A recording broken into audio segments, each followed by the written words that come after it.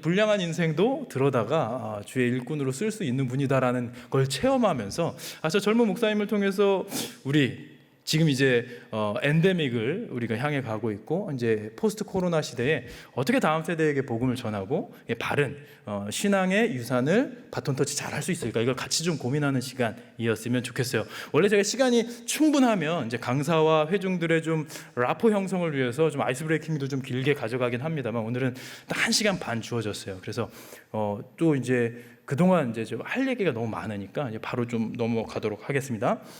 한번 좀 띄워주십시오. 네. 오늘 이제 제목은 이제 다음 세대의 신앙 교육인 리스타트, 이제 완전 새롭게 이제 시작을 해야 되는 상황 속에서 일단 여러분들이 이미 잘 알고 계시겠지만 오늘의 강의가 뭐 완전 새로운 얘기가 아닐 거예요. 그러나 우리 다시 한번 짚고 넘어가자, 점검하자라는 차원에서 복습도 좋고요. 아이들 만나기 전에 또 점검해야 할 부분이라고 생각하시고 함께 마음을 모아보면 좋을 것 같습니다. 먼저 우리 여러분들이 이제 리더잖아요, 그죠? 각 영역에서 여러분들이 팔로워인 경우들도 많이 있겠지만 또 이제 젊으신 분들은 이제 막 뭐 학생도 있겠고 또 이제 사회 초년생도 있을 수 있지만 교회에서, 특히 교회 학교에서 여러분들은 리더란 말이죠. 특히 여러분들이 속해 있는 그 부서에서는 여러분들이 리더죠. 그럼 리더에게 어떠한 덕목이 필요하냐라고 했을 때 분별력이에요. 분별력. 뭐냐? 이 세상이 지금 어떻게 흘러가고 있는가와 이 세대는 어떠한 특성을 가지고 있는가, 이런 것들에 대한 점검이 필요하겠죠. 그런데 뭐 MZ세대다, MZ세대는 이제 여러분들이고 실은 우리의 다음 세대는 MZ세대 아닌 거 아시죠? 이 용어를 우리가 잘 알아야 돼요. 막 요즘 마케팅 용어로 MZ세대 하니까 청소년들이 MZ세대라고 생각을 하는데 고3까지가 MZ세대에 포함이 됩니다. 42세부터요. 그러니까 내가 42살이 아직 안 됐고 고3을 지났다, 그럼 여러분들이 이제 MZ세대라고 생각하시면 됩니다. 우리의 다음 세대는 알파 세대로 따로 구분이 돼요. 근데 그런 것들은 실은 뭐 인문학적으로 봤을 때, 사회적으로 봤을 때 이제 얘네들의 트렌드는 우리가 얼마든지 유튜브를 통해서 얼마든지 볼 수 있어요. 지금 우리는 여기서 집중하고 싶은 건 뭐냐면 이 세대들이 처해 있는 상황이 무엇일까에 대한 분별력을 좀 가졌으면 좋겠다라는 것이죠. 여러분 한번 사진 한번 보겠습니다. 여러분 이 사진 너무 귀여운 사진입니다. 그죠? 근데 이 사진을 보면서 좀 떠오르는 단어가 있습니까? 뭐예요? 어느 교회 갔더니 왕따요 그러더라고요. 왕따. 얘네들은 이러고 있는데 옆에 혼자 왕따 당했나? 그게 아니고요. 여러분 이 사진은 개독교라는 단어에 딸려 있는. 그러니까 물론 사진 찍은 사람은 신실한 크리스천이었을 수 있겠죠. 그런데 이게 이제 그 SNS에 또 이제 좀 웹상에 올라가면서 교회 다니는 사람들을 비웃고 조롱하고 희화화하는데 이 사진이 쓰였다라는 거예요. 개가 독에 있는 거죠. 지금 잘 옆에서 잘 알아들으실 수 있는 거죠. 네. 제가 또 영어로 해야 되나 뭐 이런 생각이 좀 들었는데, 개가 독에 또 안에 있는 거잖아요. 그러니까 세상 사람들이 지금 우리를 바라보는 시선이 어떤가에 대한 분별이 좀 필요하다라고 생각이 드는 거예요. 지금 이 세상 사람들은 기독교를요, 이거는 솔직히 말하면 코로나에 핑계 대면 안 돼요. 코로나 때문에 우리의 다음 세대가 어려워졌다, 그것도 좀 맞는 말이긴 하지만 코로나 이전부터 우리는 기독교라고 불리워 왔습니다. 그죠? 세상 사람들에게. 왜 그랬을까? 우리가 실은 덕이 되지 못하는 삶을 살았다는 거죠. 복음적이지 못한 삶을 살았다는 거예요. 물론 예수님께서 우리에게 세상이 너희를 미워하면 너희를 미워한 것이 아니라 나를 미워한 줄 알라. 너희가 세상에 속하였으면 세상이 너희를 사랑할 것이나 너희가 내게 속한 거로 세상이 너희를 미워하느니라 라는 말씀을 주셨죠. 그래서 우리는 복음으로 인해서 세상이 우리를 미워할 수밖에 없는 이 운명에 있어요. 근데 지금 한국 교회가 욕먹고 있는 이유는 복음의 폐쇄성, 복음의 배타성 때문은 아닌 것 같아요. 아마도 우리가 똑바로 살아내지 못했기 때문이 아닐까라는 생각이 듭니다. 한번 이 자료를 보시면요, 한국 교회 신뢰도가 이제 변화를 맞는 안타까운 건데요.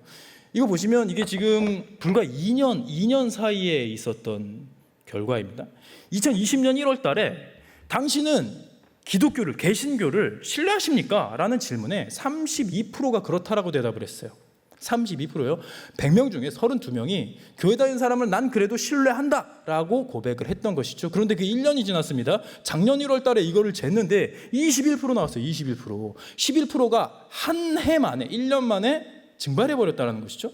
이걸 또 최근에 또다시 조사를 해봤습니다. 올해 4월 달에 이것을 조사를 했더니 몇 프로 나왔을까요? 18% 나왔습니다. 여러분 2년 사이에요. 32%에서 18%로 줄었다는 거예요. 14%가 나가리 된 거예요. 그러니까 코로나를 지나면서 세상 사람들이 나는 그래도 교회 다니는 사람들을 신뢰할 만하다라고 생각합니다 라고 고백했던 그 고백이요. 그 중에 100명 중에 14명은 이 지지를 나는 기독교를 신뢰합니다라고 했던 이 지지를 철회했다라는 거죠. 왜 그랬을까? 그래도 18%는 아직 꽤 많은 숫자인데요 라고 생각할 수 있습니다만 안 믿는 사람들에게만 이것을 국한했을 때 방금 도표는요 믿는 사람들이 포함된 숫자였어요. 그 설문 대상을 넌 크리스찬으로만 한정했더니 9% 나왔습니다. 9%. 그러니까 세상 사람들은요 100명 중에 9명을 제외한 91명은요 내가 기독교인임을 밝히는 순간 나를 의심하기 시작하는 시대가 돼버린 거예요. 여기도 지금 이 연령층이 상당히 이제 좀 다양합니다. 제가 지금 40대 중반인데요. 제가 어렸을 때만 해도요. 제 친구 중에 예수 안 믿는 친구를 전도하는 것이 그렇게 어렵지가 않았어요. 특히나 그 부모님이요. 나는 교회를 안 다니는데 내 자녀가 자녀의 친구에게 전도를 당해서 교회를 가겠다고 했을 때 야야야 그런데 가면 안 돼. 쓸데없는 데 갈 생각하지 마. 이렇게 막지 않았다는 거예요. 왜? 그 당시에는 예수 믿는 사람들이 신뢰의 대상이었기 때문에 그렇습니다. 내가 그동안 살아와 봤는데 이 경제가 급속도로 발전하는 이 개발도상국에서 선진국에 이제 들어서는 그 과정 속에서 사회적인 얼마나 많은 변화 속에서 사회적인 문제가 대두됐겠습니까? 그죠? 뭐 지존파 사건이라든 흉악범죄 이런 것들이 없었던 이런 것들이 생겨나고 하니까 두려웠던 거예요. 근데 그동안 내가 주변에 있는 크리스찬들을 보니까 얘네들은 법 없이도 살만한 도덕적인 사람들이야. 그러니까 내 자녀를 교회라는 울타리에 들여보내는데 주저하지 않았다라는 거예요. 나는 하나님 모르겠고 예수님 관심 없지만 내 자식은 좋은 사람들, 건강한 사람들 밑에서 잘 배웠으면 좋겠다라는 마음으로 보냈다는 거죠. 근데 지금 어떨까요? 지금은 안 그래요. 지금은 전도하려고 그러잖아요. 코로나 이전까지 교회를 안 다녔던 사람에게 이제 전도하려고 그러면 다 그냥 인상을 찌푸립니다. 내 자녀가 자녀 친구 통해서 교회 간다고 그러잖아요. 이젠 쌍지팡이를 들고 말리는 시대가 되어버렸다라는 것이죠. 그러니까 우리 아이들이 살아갈 시대가 어떤 분위기로 변화됐는지를 우리가 좀 면밀히 볼 필요가 있다. 자, 요거는 조금 더 가슴 아픈 자료인데요. 자, 종교별 이미지 지도입니다. 불교는요, 포용적인, 친근한, 상생하는, 보수적인, 엄숙한 괜찮은 단어들로 포진되어 있죠. 천주교는요 도덕적인, 진정성 있는, 헌신적인, 희생적인. 그리고 불교와 천주교의 공통분모에는 뭐 배려하는, 뭐 경건한, 공감하는 좋은 단어들이 다 망라되어 있어요. 근데 옆에 이제 기독교라고 써 있는 파란 원을 볼까요? 이제 이거는 좀 잘못된 표죠. 천주교와 개신교를 합쳐서 기독교라고 불러요. 그냥 우리가 사회적으로 기독교라고 하면 카톨릭이 포함됐습니다. 우리는 여기서 개신교라고 봐야 되는데 이거를 개념을 잘 모르는 분이 이 표를 작성한 것 같아요. 그래도 우리는 그냥 개신교라고 생각하고 프로테스탄트, 우리 개혁교회를 생각해서 봅시다. 기독교는 뭐라고 하고 있습니까? 세속적인, 배타적인, 물질적인, 위선적인, 이기적인. 이게 지금 세상 사람들이 이 종교들을 바라볼 때에 느끼는 키워드라는 거죠. 이거 보시면 종교에 대한 호감도가 나와 있는데요. 예전에는요, 한 10수년 전만 해도 천주교, 개신교, 불교가 비슷비슷했어요. 엎치락 뒤치락 했단 말이죠. 근데 이제는 우리가 반도 채 안 돼요. 그죠? 더블 스코어가 한참 지나 있어요. 얘네들은 지금 65, 66% 호감도가 있어요. 근데 우리는 호감도가 지금 25%에 머물고 있다라는 것을 봤을 때 이제 우리가 다음 세대를 볼 때 얘네들 어떻게 교육해야 되냐면 얘네들은요 어디 가서 자신의 종교란에 개신교라는 것을 쓰는데 상당한 용기가 필요한 시대를 살아가게 되었다라는 것을 기억해야 됩니다. 여러분과도 또 다른 양상으로 지금 유치원 다니는 애들, 지금 초등학교 다니는 애들이 사회에 나왔을 때는 이 분위기는 더 냉랭해질 것으로 사료가 되죠. 그럼 어떻게 해야 되냐? 우리는 이 아이들을 교회에 다니면서 이 교회에 이 부모님이 예배를 드리는 동안 이 아이를 맡아주는 타가소가 아니죠. 이 교회 학교는요, 이 아이들에게 복음을 새겨주고 전해주고, 여러분은 그래서 복음의 중매쟁이, 예수의 중매쟁이가 되어야 하는 것이죠. 이 아이들을 정말 예수 믿는 것이 점점 힘들어지는 사회 속에서 스스로 나는 그리스도인입니다, 남들 다 노라고 할 때 나는 예스라고 얘기할 수 있는 용기, 미움받을 수 있는 용기를 지닌 그리스도인으로 세워가야 된다라는 그 좀 간절함이 여러분에게 회복되었으면 좋겠다라는 거예요. 이런 상황 속에서요, 이 아이들이 살아가게 되는데 지금 우리가 욕먹는 이유는 뭐다? 우리 크리스천들이 너무 우리가 우리만 알았다 이거죠. 코로나19, 실은 우리가 좀 억울하긴 합니다. 전국적으로 한 5만에서 7만 개 교회가 있다라고 하는데 우리는 모이기에 힘써야 하는 공동체인데 코로나 시국에 흩어지라고 하니 힘들었잖아요. 그래도 우리가 방역에 협조하면서 온라인 예배로 전환하면서 힘겨운 가운데 우리가 잘 지켜왔지만 7만 개 교회 중에 몇 교회가 방역에서 뚫리는 그걸 보면서 세상 사람들은 분노하는 거죠.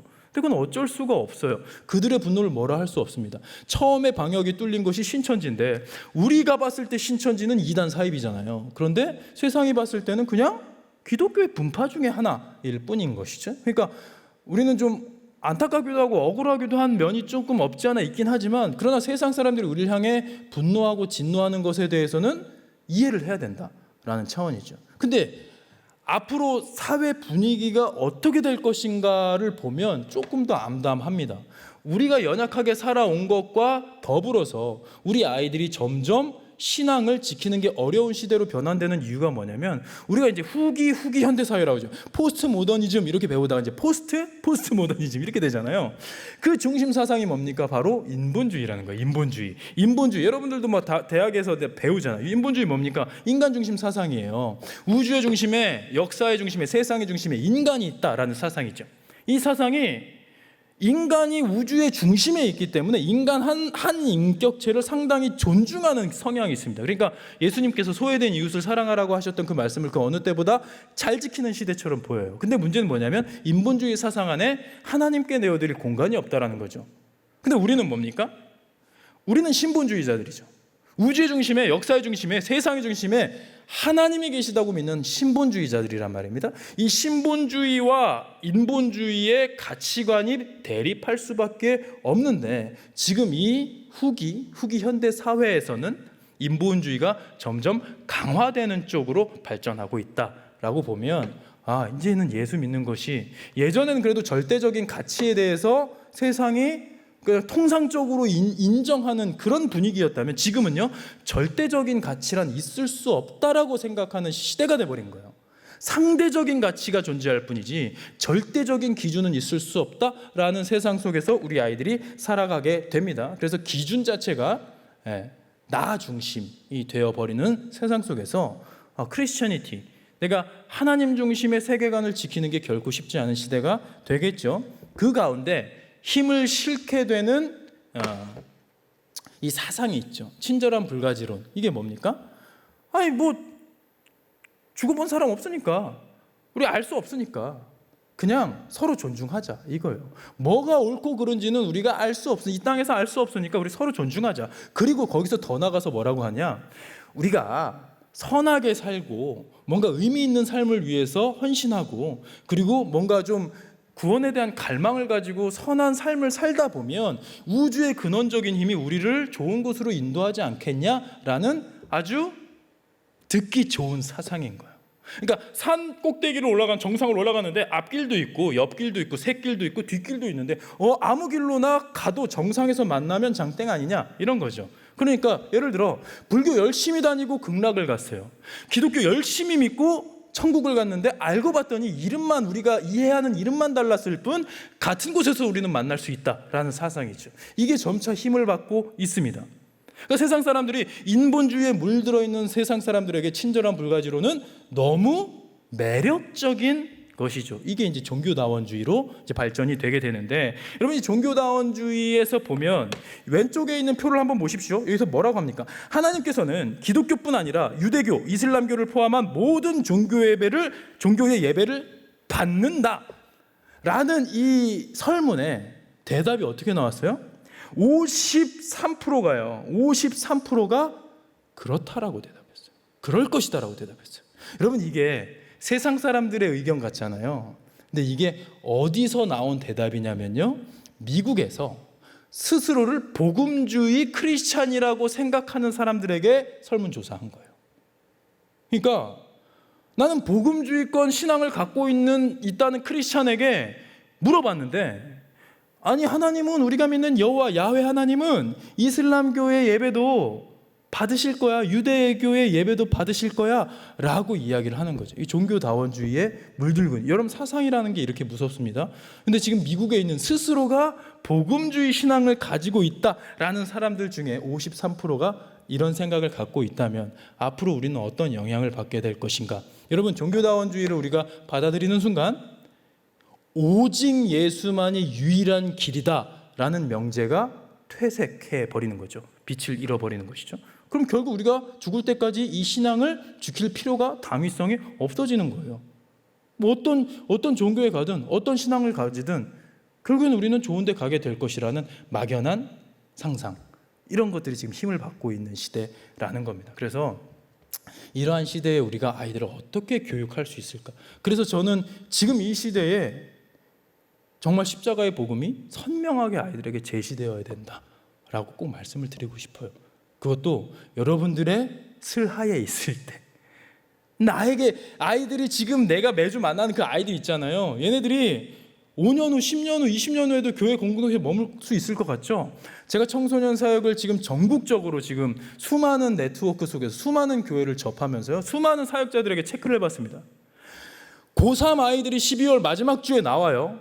그리고 그 다음 주면 1월 첫째 주 이제 청년부로 올라가게 됩니다. 그 한 주 사이에 이탈률이 얼마나 될까를 제가 체크를 해봤더니요, 한 주 사이에 50% 정도가 이탈해버려요. 애들을 고등부까지는 애들이 잘 나왔단 말이에요. 근데 얘네들을 올려보냈는데 그 중에 10명 중에 5명은 한 주 사이에 교회를 졸업해버리는 거예요. 로컬 처치, 일반 이런 지역 교회에서는요, 애들이 1월 첫째 주에 안 나온다? 분명히 고등부에서는 10명 올려보냈다고 그랬는데 5명밖에 안 왔다? 그럼 우린 뭐라고 쉽게 생각하냐면, 애들이 대학 입시를 하면서 지역이 이동이 있어서 교회를 옮겼겠구나 라고 편하게 생각해버려요. 그런데 떨어져 나간 아이들 몇몇을 보면요, 그 아이들이 1월 첫째 주부터 아직 이사도 안 했는데, 아직 뭐 지방이든 어디로 이렇게 아직 내 이동을 하지도 않았는데, 그 내가 다니게 될 대학 근처에 있는 교회를 찾아서 1월 첫째 주부터 그 교회를 사모함으로 열심히 나갈 애들이 떨어져 나가는 게 아니에요. 그냥 친구 따라 왔던 애들. 오긴 왔는데 그냥 우리가 열심히 끌긴 끌었지만 그 안에 예수 그리스도의 복음이 새겨지지 않았다면 아이들은 고등학교 졸업과 함께 미련 없이 교회를 떠나가는 사례들을 보고 있죠. 그래서 전 여러분들이 내가 복음을 전하는 통로가 되어야겠구나 라는 생각을 좀 각인하는 시간이 될 수 있었으면 좋겠어요. 자, 세 번째로는요, 우리 아이들에게 이제 사상적으로 영향을 미치는 것 중에 하나가 쾌락주의입니다. 이 쾌락주의는 인간은 행복을 추구할 권리가 있다라고 하는 거죠. 그 행복 추구에 이제 육체적인 쾌락이 들어가 있어요. 어차피 한 번 살다 죽을 인생, 우리 행복을 누리는 것이 가장 큰 덕목이라고 생각하는 거죠. 그 중에 육체적, 성적인 쾌락이 들어가 있습니다. 한번 보겠습니다. 요거를 보시면 잘 보이죠? 청년 세대에게 결혼할 의향을 물었는데 47%가 결혼할 생각이 없다라고 해요. 이게 10년 후의 예상 자료가 아니라 지금 이 시간 실시간 동기화되어 있는 요즘 청년들의 생각이라는 것이죠. 그런데 결혼을 안 하는 거 좋다 이거예요. 근데 결혼을 안 하는데 성적으로는 그럼 신부님처럼 수녀님처럼 스님처럼 평생 수절하면서 사는 건 아닌 거죠. 미혼? 아니요, 난 결혼 못하는 게 아니고요, 비혼, 난 결혼 안 하는 겁니다 라고 하면서 성적인 쾌락은 아무렇지도 않게 누리는 세대인 거예요. 근데 여기서 이제 우리가 조금 들여다봐야 할 단어가 있습니다. 폴리아모리라고. 이 폴리아모리 들어보셨습니까? 폴리아모리 어떤 뜻이에요? 폴리는 이제 멀티라는 뜻이죠. 아모르 파티 아십니까? 사랑이란 뜻이에요. 러브. 그러니까 폴리아모리는 멀티 러브라는 뜻이라고 보면 돼요. 그러니까 다자간의 사랑을 말하는 거예요. 여러 명을 한 번에 난 여러 명을 사랑하겠다라는 거예요. 지금도 그런 사람 존재하죠. 바람둥이들. 근데 바람둥이는 몰래 하잖아요. 폴리아모리는 뭐냐면 서로 협의하에 그렇게 되는 거예요. 그러니까 나중에 여러분들이 한 10년 후에 20년 후에 여러분 제자들이 지금 여러분 막 유치원 막 초등학교 중학교 코올리게 애들이 얘네들이 이제 30대가 돼가지고 이제 40대 접어드는데 아무도 결혼 안 하는 거예요. 그래서 이제 막 야 너 맨날 여자친구 데리고 오더만 남자친구 데리고 오더만 결혼 언제 할 거냐? 우리 결혼 안 할 건데요? 아 그래? 야 근데 너 지난번에 왔던 여자친구랑 요번에 온 여자친구랑 달라졌던데 전에 여자친구랑 헤어졌니? 아니요 멀쩡히 잘 사귀고 있는데요. 그럼 지금 만난 애는 뭐야? 걔도 여자친구죠. 그럼 우리가 거기서 열받아가지고 등짝 스매싱을 날릴 거 아닙니까? 이놈의 새끼야 정신 차려 임마. 아 왜 때려요? 아이 내 여자친구도 알아요. 깜짝 놀라게 돼요. 아 선생님 저 여자친구가 7명이에요. 그리고 제 여자친구 1번은요 남자친구 11명이에요. 이런 시대가 온다는 거죠. 그러니까 서로 간에 이해하고 존중하는 거예요. 다자간의 사랑. 얘 말은 예쁘죠. 단어는 예쁘죠. 폴리아모리 얼마나 예쁩니까? 근데 알고 보면 이거 뭐 동물의 왕국 아닙니까? 웃자고 한 말인데 여러분 분위기가 되게 싸하네요. 혹시 지금 커밍아웃 할 분 계십니까? 난 폴리아모리입니다. 얼마나 아름다운 사랑입니까? 여러분 이게 세상적인 흐름이에요. 이 쾌락주의가요 세상적인 흐름을 이렇게 가져옵니다. 근데 우리가 영향을 받고 있다는 거죠. 우리 크리스찬들도 앞으로 영향을 받게 될 것이라는 거죠. 그렇죠? 그럼 이제 이런 시대 속에서 살아갈 아이들에게 우리는 어떻게 교육을 해야 될 거냐? 지금부터 선제적으로 성교육을 해야 되는 거예요. 복음적인 성교육을 해야 되는 거예요. 성이 뭡니까? 성은 이 섹스라는 것은 하나님이 주신 선물이죠. 아닙니까? 하나님이 주신 선물이잖아요. 우리는 섹스라는 단어를 여기서 우리 다 성인인데도 이런 목사가 앞에서 강단에서 섹스 이 단어 하면 여러분들 막 뭉치더니 뭐야 이거? 왜 저런 이런 생각이 드는 이유는 뭡니까? 우리가 접하는 이 문화가 왜곡되어 있기 때문에 그래요. 그렇죠? 세상의 성문화는 뭡니까? 하나님이 성에 대해서 주신 3가지 영역이 있어요. 생명과 사랑과 쾌락 3가지입니다. 그 중에서 생명과 사랑을 교묘하게 가리우고 쾌락에만 집중한 것이 세상 문화예요. 소위 포르노라고 할 수 있겠죠. 그런 거에 아이들이 노출되다 보면 이런 사상에 무차별적으로 나도 폴리아모리 이렇게 되게 되는 거죠. 근데 하나님은 가정이라는 울타리 안에서 한 남자가 한 여자가 만나서 가정을 이루고 그 안에서 생명을 잉태하면서 사랑 그리고 거기에 보너스로 쾌락 누리실 거 하나님이 세팅해 놓으셨는데 이걸 인간이 자의적으로 해석해서 폴리아모리 우리 서로 구속받지 않고 아름다운 사랑 그리고 쾌락 열심히 누리자 이런 사상에 아이들이 이제 젖어갈 것이라는 거죠. 10년 후에 이게 지금요 그 유럽에는 지금 폴리아모리가 태동을 해가지고요 사회적으로 상당히 이슈가 되고 있어요. 자, 어떤 프랑스 경제학자는 그랬어요. 2030년이면 결혼제도가 사라지고 90%가 동거로 바뀔 것이다라고 얘기를 합니다. 프랑스는 그렇게 될 수도 있을 것 같아요.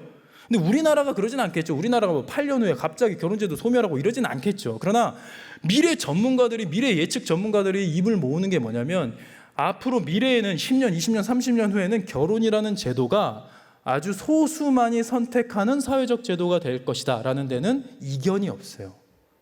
지금도 그렇잖아요. 지금도 절반은 난 결혼 안 한다 그러잖아요.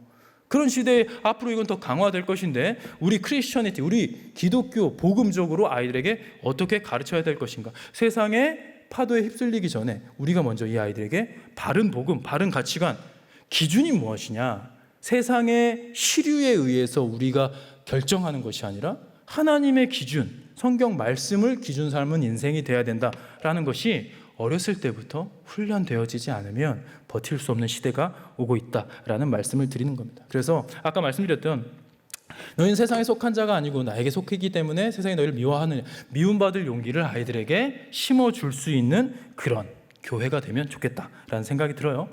왜냐? 우리 아이들이 지금 이제 복음을 부끄러워할 수 있는 시대에 접어들었단 말이죠.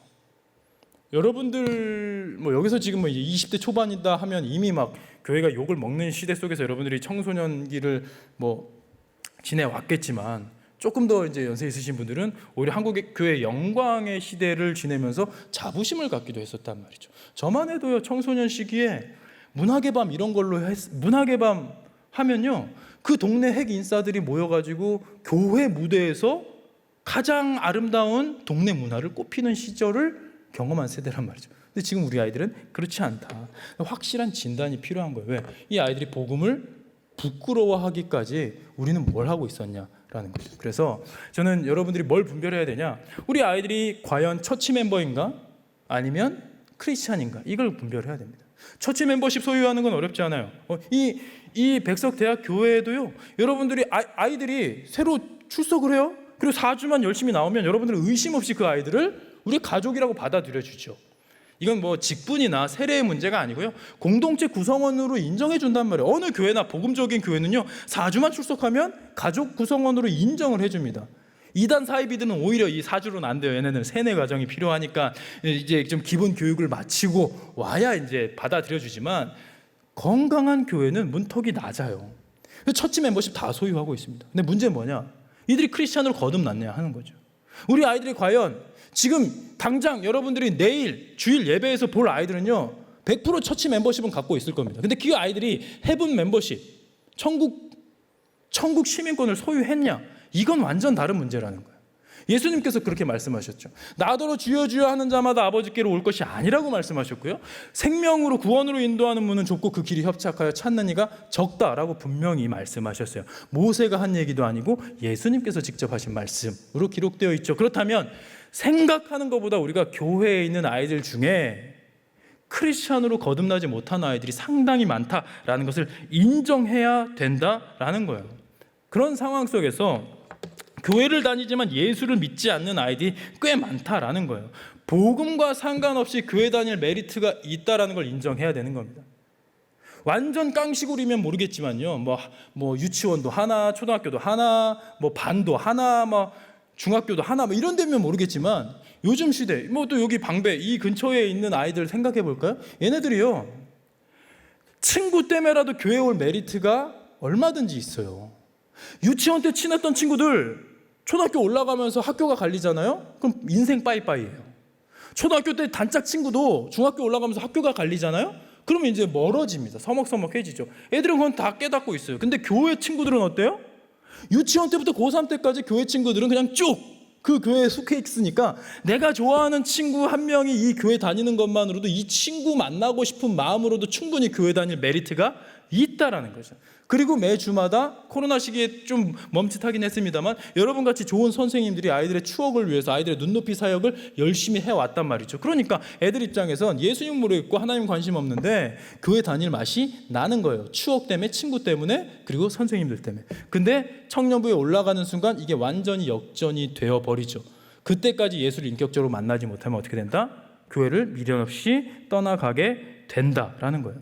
그래서 교회 열심히 다닌다고, 반응 열심히 한다고 착각하시면 안 돼요. 찬양할 때 방방 뛰는 아이들이 있어요. 얘네들이 천국 소유했다? 라고 말할 수 없는 겁니다. 알고 봤더니 찬양할 때마다 방방 뛰는 애들이요, 나중에 클럽 가서 방방 뛰는 애들이에요. 가능성이 높아요. 그냥 좋은 음악, 막 비트, 막 드럼 비트, 막 이런 것들이 오면 그냥 몸이 움직이는 아이들이 있어요. 그냥 흥겨운 아이들, 그런 아이들이 있어요. 제가 진짜 안타까운 게 뭐냐면, 청소년부 시기에 찬양팀이었던 아이들도 청년부 올라가서 떨어져 나가는 아이들 많이 봤어요. 왜 떨어져 나갈까? 청소년부일 때는요, 나한테 드럼을 가르쳐준 형아가 조금 있으면 졸업하거든. 그러니까 저 자리 내가 설 수 있어. 나보다 건반 잘 치는 언니가 있어요, 찬양팀에. 그래도 내년에는 내가 찬양팀 들어갈 수 있겠다, 이 소망이라도 있죠. 청년부 올라가면 어떻게 되죠? 나한테 드럼 가르쳐준 그 형아가 군 갓 제대했어. 근데 이 형이 여자친구도 없어. 교회를 너무 사랑해. 그럼 나도 소시적에 찬양팀에서 드러머였는데 졸지에 그냥 관객이 돼버린 거예요. 예? 신디 열심히 치는 아이가 있는데 청년부 올라왔더니 나보다 2살 많은 언니가 이걸 꿰차고 있네? 남자친구도 없이? 이 언니 시집갈 때까지 나는 여기를 못 서는 거야. 실력이 안 되니까. 그러니까 회중석에 앉아있다가 재미없어져서 교회 떠나가는 친구들 많이 봤어요. 그럼 이 아이들은 과연 청소년부 찬양팀이었을 때 하나님을 전심으로 예배한 거였을까? 아니면 친구들 앞에서 자기가 좋아하는 음악 가지고 매주 공연을 했던 것일까요? 당연히 후자겠죠. 그러니까 우리는 착각하면 안 돼요. 이 아이들이 겉으로 보여지는 대로 맨 앞자리에 앉아가지고 전도사님 설교하는데 아멘 외치는 애 있잖아요. 걔가 천국을 소유했을 거라고 확신하십니까? 아니요. 알고 보면 이 아이는 학원에 가서도 애들 다 졸고 있는 재미없는 수업에서도 그 앞에서 나까지 졸면 이 선생님 정말 마상 입으시겠는데? 졸지 말아야지. 허벅지 꼬집으면서 원래 성품이 그런 애일 수가 있어요. 맞장구 쳐주는 그냥. 그러면서 우리 전도사님 친구도 다 졸고 있는데 나라도 아멘 크게 해드려야지. 그러면서 전도사님이 나를 보면서 막 힘내서 막 설교를 하면 그것 때문에 막 뿌듯해지고 그런 애들일 수 있다는 거. 분명한 건 뭐냐면 여러분 겉으로 드러나는 것과 이 아이들의 신앙 이걸 구별해서 볼 수 있어야 돼요. 특히나 공동체 영성이 좋은 곳이면요 착각하기가 쉬워요. 이 백석대학교의 다음 세대 부서가 공동체 형성이 좋잖아요. 그럼 매주마다 은혜가 있을 겁니다. 그럼 그 안에서 그 아이들은요 거기 젖어 있어요. 근데 문제는 뭐냐? 집으로 돌아갔을 때 예배 끝나고 집으로 돌아가서 다음 주 예배까지 그 사이 속에서 골방에서 내가 하나님을 만나고자 하는 열심이 있느냐? 성경을 자발적으로 한 번이라도 펼쳐서 읽고 습관적으로 하는 식기도 이거 말고 그냥 내가 하나님을 만나고자 하는 그런 기도, 영적인 하나님 앞에서의 갈망 이런 것들이 단 1도 없는 아이라고 한다면 아무리 나와서 열심을 낸다 하더라도 그 아이들은 크리스찬이 아닐 가능성이 높다. 아직 처치 멤버십을 소유한 아이들일 수 있다라고 한다면 그 아이들을 어떻게 우리가 훈련하고 복음을 전해줘야 될까 고민해야 된다라는 겁니다.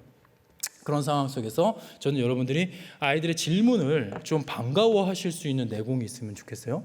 아이들이 질문하는데 교회에서는 예전 같은 분위기는 막 애들이 이제 막 복음을 전하려고 할 때 우리가 막 찐 복음을 전하기보다는 약간 좀 세련되게 그냥 삶으로 전하는 뭐 이런 쪽으로 이렇게 하는 경향들이 좀 있어요. 그리고 아이들이 좀 질문할 때 우리는 어떻게 하냐? 믿음은 은혜로 주어지는 거야. 이해하려고 하지 말고 믿어.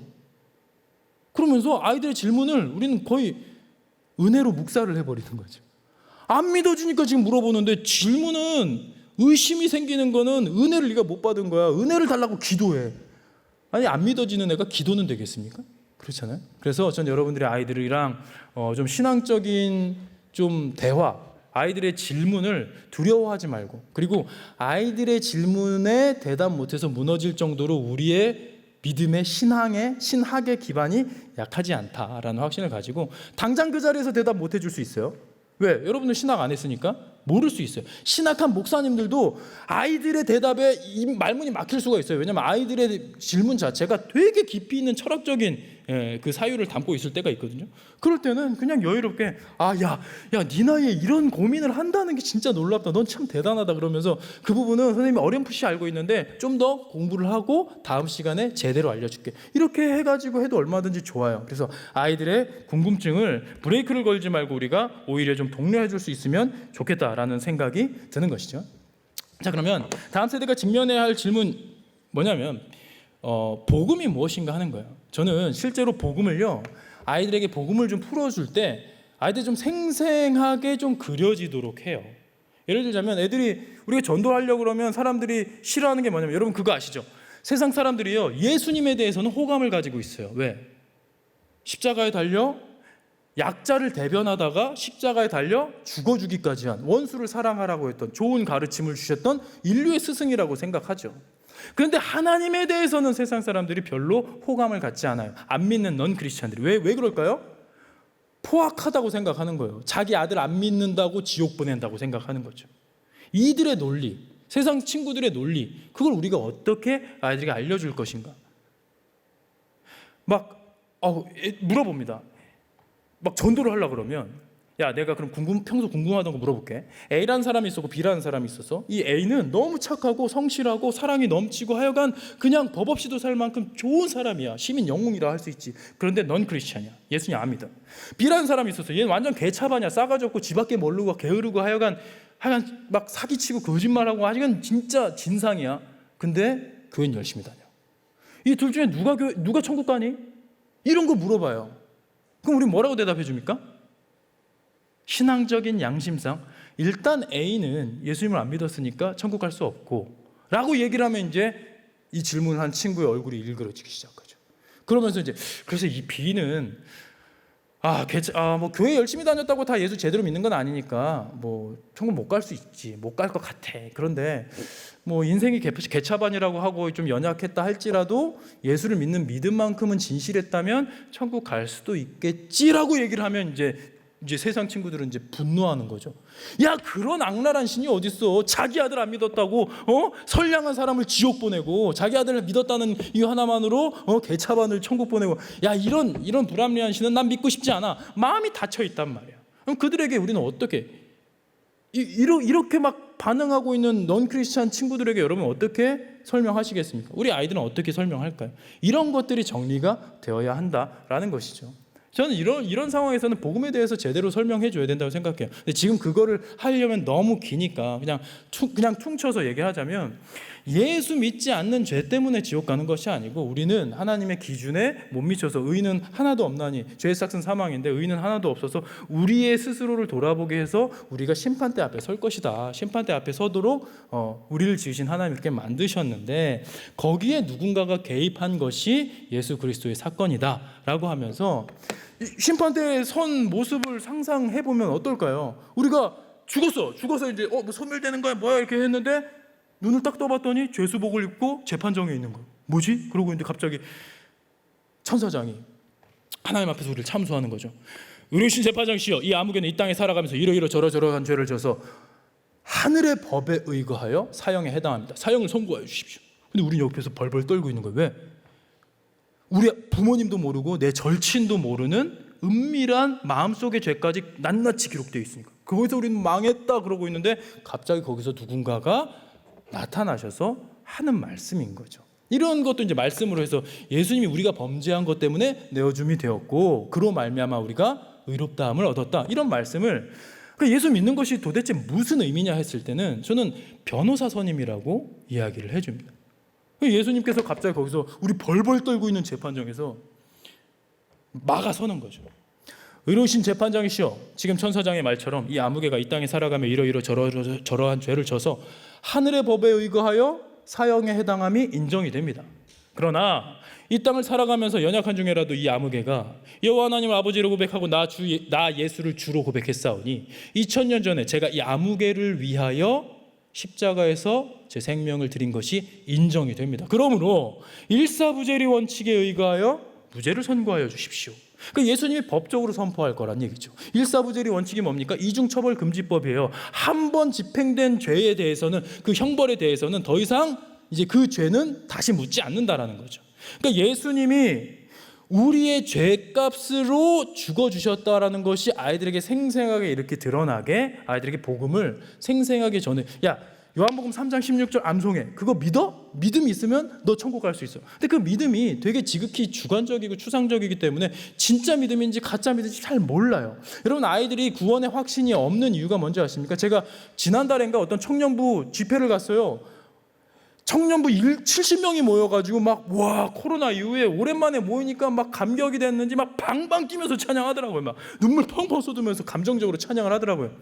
근데 제가 말씀 시간에 청년들에게 질문합니다. 여러분, 당장 지금 주님 오셔도 나 천국 갈 수 있다 확신하는 친구들 한번 손 들어보실까요? 그 방방 뛰던 70명 중에서 6명이 손 들었어요. 그럼 나머지 64명은 뭐 한 거죠? 방방 뛰었는데? 눈물 흘렸는데? 뭐예요? 여러분, 다음 세대가 구원의 확신이 없는 이유를 제가 말씀드릴게요. 다음 세대가요, 구원에 이르는 믿음을요 크기로 재려는 경향이 있습니다. 구원에 이르는 큰 믿음이 있고, 믿음은 믿음인데 아직은 작고 연약해서 구원에 이르기에는 부족한 믿음이 있다고 생각하는 거예요. 나는 그 어간에 있다라고 생각하는 거죠. 그러니까 내가 수련회 가가지고 둘째 날 저녁 집회 때 회개 기도하고 쏟아놓고 했을 때 갑자기 너 천국 갈 수 있겠니? 아멘, 저 갈 수 있어요. 왜? 감정적으로 깨끗해졌으니까 지금. 근데 그러고 나서 몇 달 있다가 얘가 이제 친구들이랑 안 싸우기로 다짐을 했는데 갑자기 시비 터는 친구 앞에서 쌍욕이 튀어나오고 부모님께 또다시 대들고 나도 모르게 스마트폰 보다가 알고리즘에 의해서 야동을 보고 있고, 근데 갑자기 너 천국 갈 수 있겠냐? 그럼 거기서 이제 애들은 자신감이 없는 거죠. 왜? 지금 내 상태가 별로니까, 내 감정 상태. 그래서 얘기를 하는 거예요. 제가 믿음이 있긴 한데요, 제 은혜 경험도 있긴 한데요, 지금 제 상태로는 천국 가긴 좀 어려울 것 같아요. 왜냐하면 전 지금 믿음이 되게 작고 연약하고 보잘것없거든요. 그러면서 구원의 확신을 잃어버려요.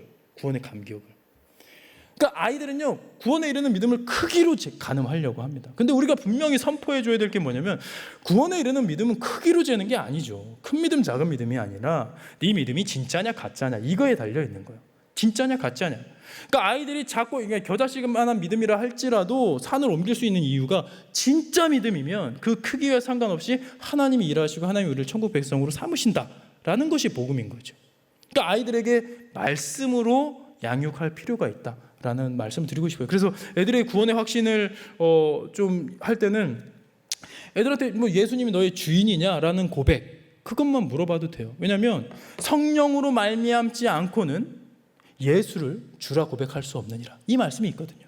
그러니까 애들이 예수님을 나의 주인이라고 고백할 수 있다면 그 안에 성령이 계시다라는 거예요. 그런 것들, 그러니까 여러분들이 이제 말씀으로 아이들을 좀 잘 세워 가실 수 있으면 좋겠고요. 요 방법을 제가 최근에도 계속해서 이제 체프를 다녀요.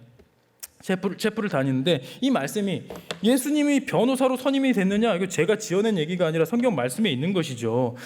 우리가 죄를 지어도 아버지 앞에서 대언자가 계신데, 이거를 이제 세 번역으로 옮겼더니 변호해 주시는 분이 계시다. 그러니까 예수님이 변호사로 선임이 됐다면 우리가 그 무서운 심판장 앞에서, 이 심판대 앞에서 우리는 구원에 이를 수 있다라는 이 놀라운 확신. 저는요, 채플 설교가 제일 어렵거든요.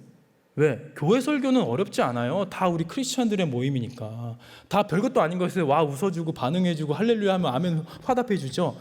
채플 가면 너무 어려워요. 특히 중학생, 남자 중학교, 아예 설교자의 무덤이라고 불리죠. 그래서 제가 지지난달에 한 중학교에, 남자 중학교에 가가지고 복음을 전했어요. 50분을 전해달래요. 그래서 진짜 마음껏 전했죠. 물론 이제 시간이 좀 넉넉해가지고 아이들이랑 좀 친해지는 시간을 가졌죠. 라포 형성이 됐어요. 아이스 브레이킹이 되고, 이 아이들에게 우리가 믿는 복음에 대해서 얘기를 하면서 오히려 얘기했어요.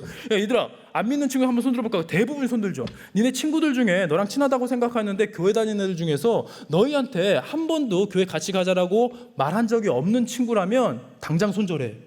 이런 얘기를 해요. 그리고 애들이 막 키득키득 웃어요. 예, 그래요, 예.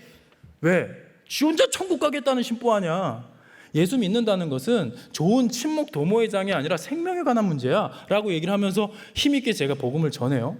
근데 놀라운 건 뭐냐면요, 제가 이제 SNS에, 저는 이제 씨 뿌리는 사역을 하고 있는 사람이라 이제 제가 열매를 거두는 걸 보는 건 쉽지 않아요. 그런데 SNS 친구분 중에 그 교회의 그 학교를 그러니까 지금 여기처럼요, 여기 지금 대학교 채플실인데 여러분들이 이 교회를 쓰고 있는 거잖아요. 거기도 숭실 중학교인데 숭실 교회라고 교회를 쓰고 있는 곳이에요. 거기 선생님이 저랑 패친이셨어요. 목사님, 제가 포스팅한 글을 보고, 목사님 오늘 새 친구가 13명이 나왔어요. 그중에 대여섯 명은 교회 난생 처음 나온대요. 메시지를 듣고 복음을 듣고 아이들이 거기서 복음이 생명에 대한 일이구나 해서 실제로 온 거예요. 제가 그래서 거기에 앵콜 부흥 집회를 갑니다. 내일 가요. 근데 그 선생님이요, 저랑 연락을 하는데 그날 자기 반에 그날 처음 온 학생이 있대요. 난생 처음, 단 한 번도 교회 안 다녀본 애인데 그 설교를 듣고 왔는데 한 주도 빠짐없이 지금까지 나오고 있고, 내일 제가 온다니까 신나가지고 목사님 이번 주 꼭 오시는 거예요. 그런 거예요. 여러분, 복음에는요 능력이 있습니다. 복음은요 다음 세대를 살릴 수 있는 능력이 있어요. 그냥 우리가 여기서 아까 말씀드린 것처럼 세련된 복음, 복음은 세련되게 삶으로 그냥 감동되어지는 거지 아니요. 공동체에 있는, 교회 공동체 안에 있는 아이들에게는요 선명한 예수 그리스도의 십자가 복음이 확실하게 아이들에게 각인되어야 된다라는 말씀을 드리고 싶어요. 또 어떤 여고, 이건 지난달에 갔던 여고인데요, 이 여고에 가서도 제가 복음을 전했어요. 그리고 이제 교직원 식당에서 이제 밥을 먹고 있는데 어떤 여학생이 얼굴이 상기가 돼가지고 달려오더라고요. 목사님 오늘 강연 잘 들었어요. 저 분명히 설교를 했는데 애들은 강연이라고 표현을 하더라고요. 그러면서 저한테 그러는 거예요. 목사님, 저 이제부터 교회 한번 다녀보려고요. 약간 뉘앙스가 이상하잖아요. 이제부터? 너 그러면 지금까지 교회 안 다녔다는 얘기니? 네, 한 번도 다녀본 적 없어요. 그렇게 고백하는 일들이 일어나더라고요. 여러분, 코로나 시국에 사람들이 뭐 교회가 어떻다, 개독교 뭐라 하더라도요, 애들이 복음에 대해서 분명하게 이해하게 되면 지금도 놀라운 부흥이 일어날 수 있다는 거예요. 회복이 일어날 수 있다는 거죠. 그래서 저는 여러분들이 복음이 회복되어지는, 여전히 여전히 복음의 능력은 강력하다라는 것을 우리가 기억하면서 다음 세대에게 강력한 복음을 전할 수 있는 교회가 될 수 있으면 좋겠어요. 그래서 그걸 전하는데 난 얼마나 준비되어 있느냐를 좀 돌아보시고 이 복음을 전하는데 여러분들이 이 교사를 왜 하고 계신지는 잘 모르겠습니다. 여러분 여기 교사한다고 월급 주진 않죠? 이 교회는 특별히 줍니까? 이 교회는 돈이 많아가지고 교사들 수급 줘요? 그런 거 아니죠? 그러면 이 백석대학교회는 교사할 때까지 뚫어야 되는 경쟁률이 얼마나 돼요? 경쟁률, 여러분들이 뚫어왔던 경쟁률 없어요? 선생님들을 막 모집합니다 했을 때 막 구름같이 허다한 성도들이 저요 저도 시켜주세요 막 집사님은 좀 몇 년 더 훈련 받으셨다 와야 돼 우리 이러고 싶어. 근데 보통 한국 교회는 그러지 않아요. 그냥 교사가 되겠다 그러면 일단 그 자질 이런 거 다 모르고 그냥 오세요 이러니까 우리가 교사가 귀한 줄 잘 몰라요. 여러분들이 스스로가 내가 주일날 교사로 섬기는 게 얼마나 귀한지 잘 모르세요. 근데요, 여러분 이 교회의 운명이 어디에 달려 있겠습니까? 성가대에게 달려 있을까요? 성가대원에게 은사가 결여되어 있어 막 음이탈이나 그러면 교회가 무너질까요? 아니요. 하나님 예배 안 받으실까요? 아니요. 하나님은 중심을 보시니까 예배 기쁘게 받으시겠죠. 우리는 금방 적응하는 동물이라 몇 주 지나면 저 집사님은 집에 가서 매일 새로운 소리를 연구하시나 보다 그러면서 그냥 넘어갈 거예요. 크게 문제되지 않습니다. 주방봉사 하시는 분이 있다고 쳐봅시다. 주방봉사 하시는 분에게 은사가 결여되어 있어요.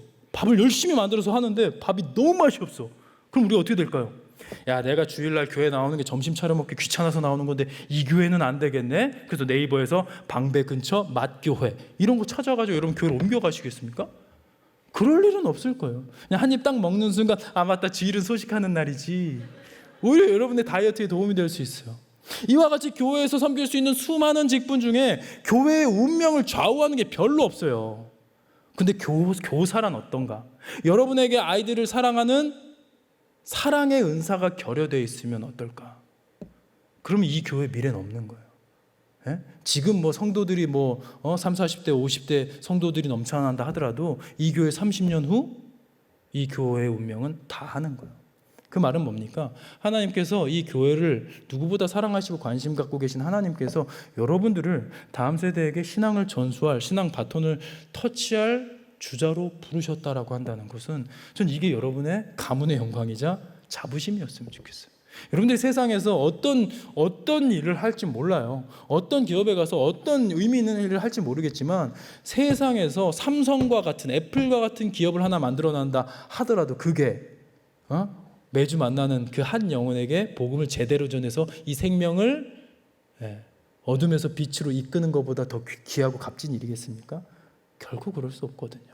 그래서 전 여러분들이 교사라는 데 좀 자부심을 가지고 내가 복음을 전수할 자세, 준비가 되어 있느냐 돌아보면서 힘있게 전하실 수 있으면 좋겠어요. 2022년 얼마나 중요합니까? 코로나 엔데믹으로 접어드는 이 시기에 내가 교사로 어쨌든 부름 받았다면 올해 만나는 애들, 이 아이들이 우리 반, 우리 부서를 졸업하기 전까지 내가 이 아이를 처치 멤버에서 크리스찬으로 승격시켜줘야 되는 거죠. 그래서 여러분들이 그런 다짐을 가지고 달려가시면 좋겠어요. 자, 이제 2부로 들어가서 그러면 우리가 어떻게 해야 될까 좀 노하우를 좀 고민해 볼 텐데요.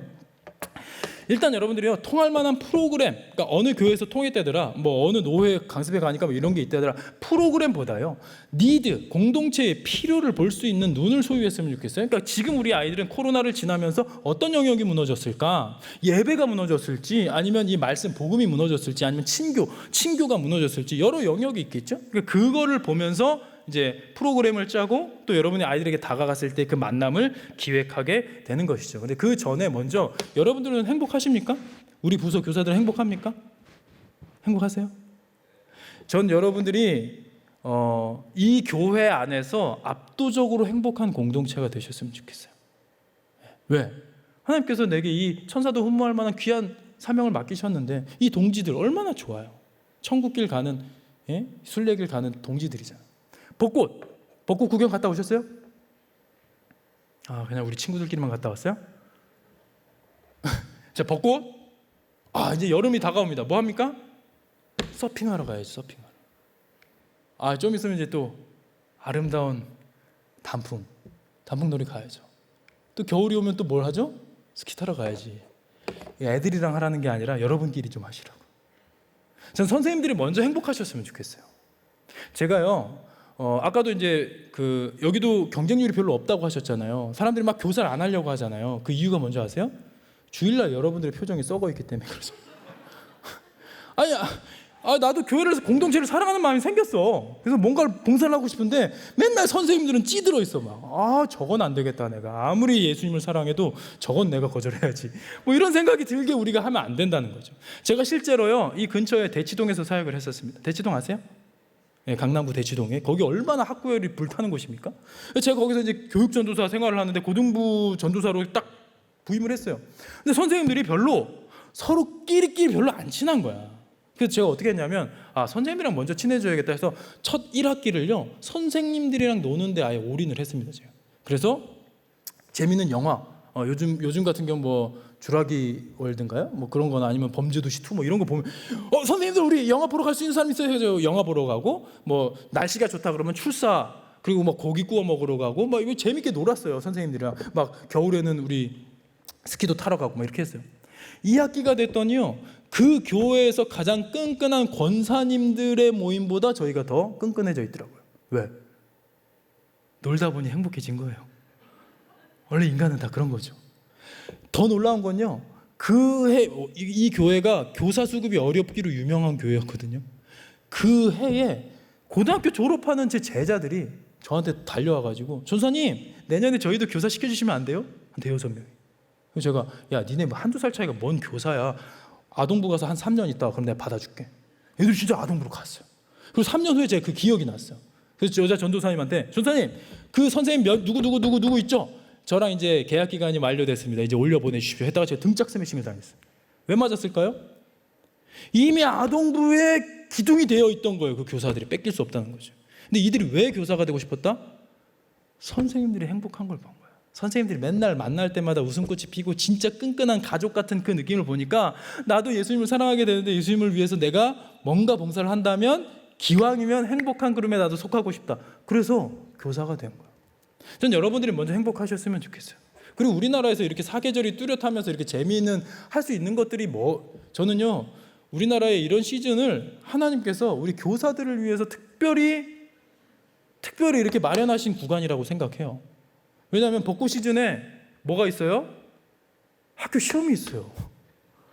중고등학교들 학교 시험이 있어요. 이때 교회적으로 큰 행사를 하기 애매해요. 그때 뭐 한다?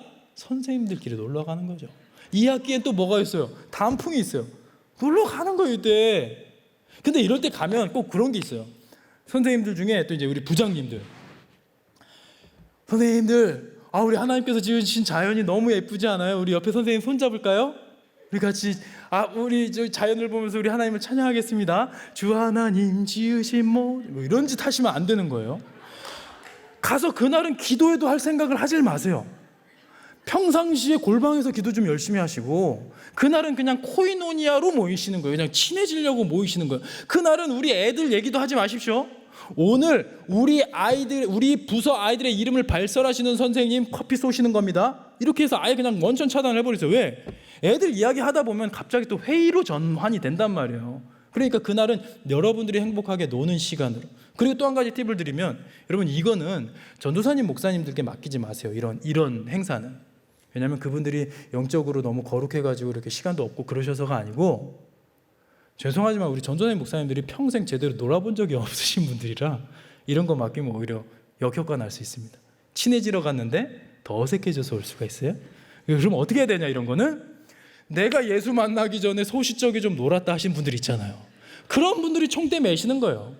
이번 여름에 우리 교사들의 단합은 제가 책임집니다 해가지고 총대 메고 가시는 거예요. 그리고 가서 교회 부서 예산 쓰지 마시고, 어차피 친구들이랑 뭘 커피 한잔 마셔도 각출하잖아요. 그런 것처럼 여러분들이 회비 모아서, 또 너무 젊은 청년들이 좀 돈이 없다, 알바하는데 돈이 모자란다 그러면 그때 우리에게 든든한 지원군이 있지 않습니까? 누구죠? 장로님들의 지갑을 여시고, 장로님, 작년에 우리 예산 삭감하셨지 않습니까? 아닙니까? 막 올렸어요? 동결. 예산 동결하셨는데 이러실 겁니까? 하면서 장로님들한테 하여간 그분들의, 저는요, 여러분들이 장로님들이 천국 가셨을 때 장로님들이 지금 책망당하시게 생겼거든요.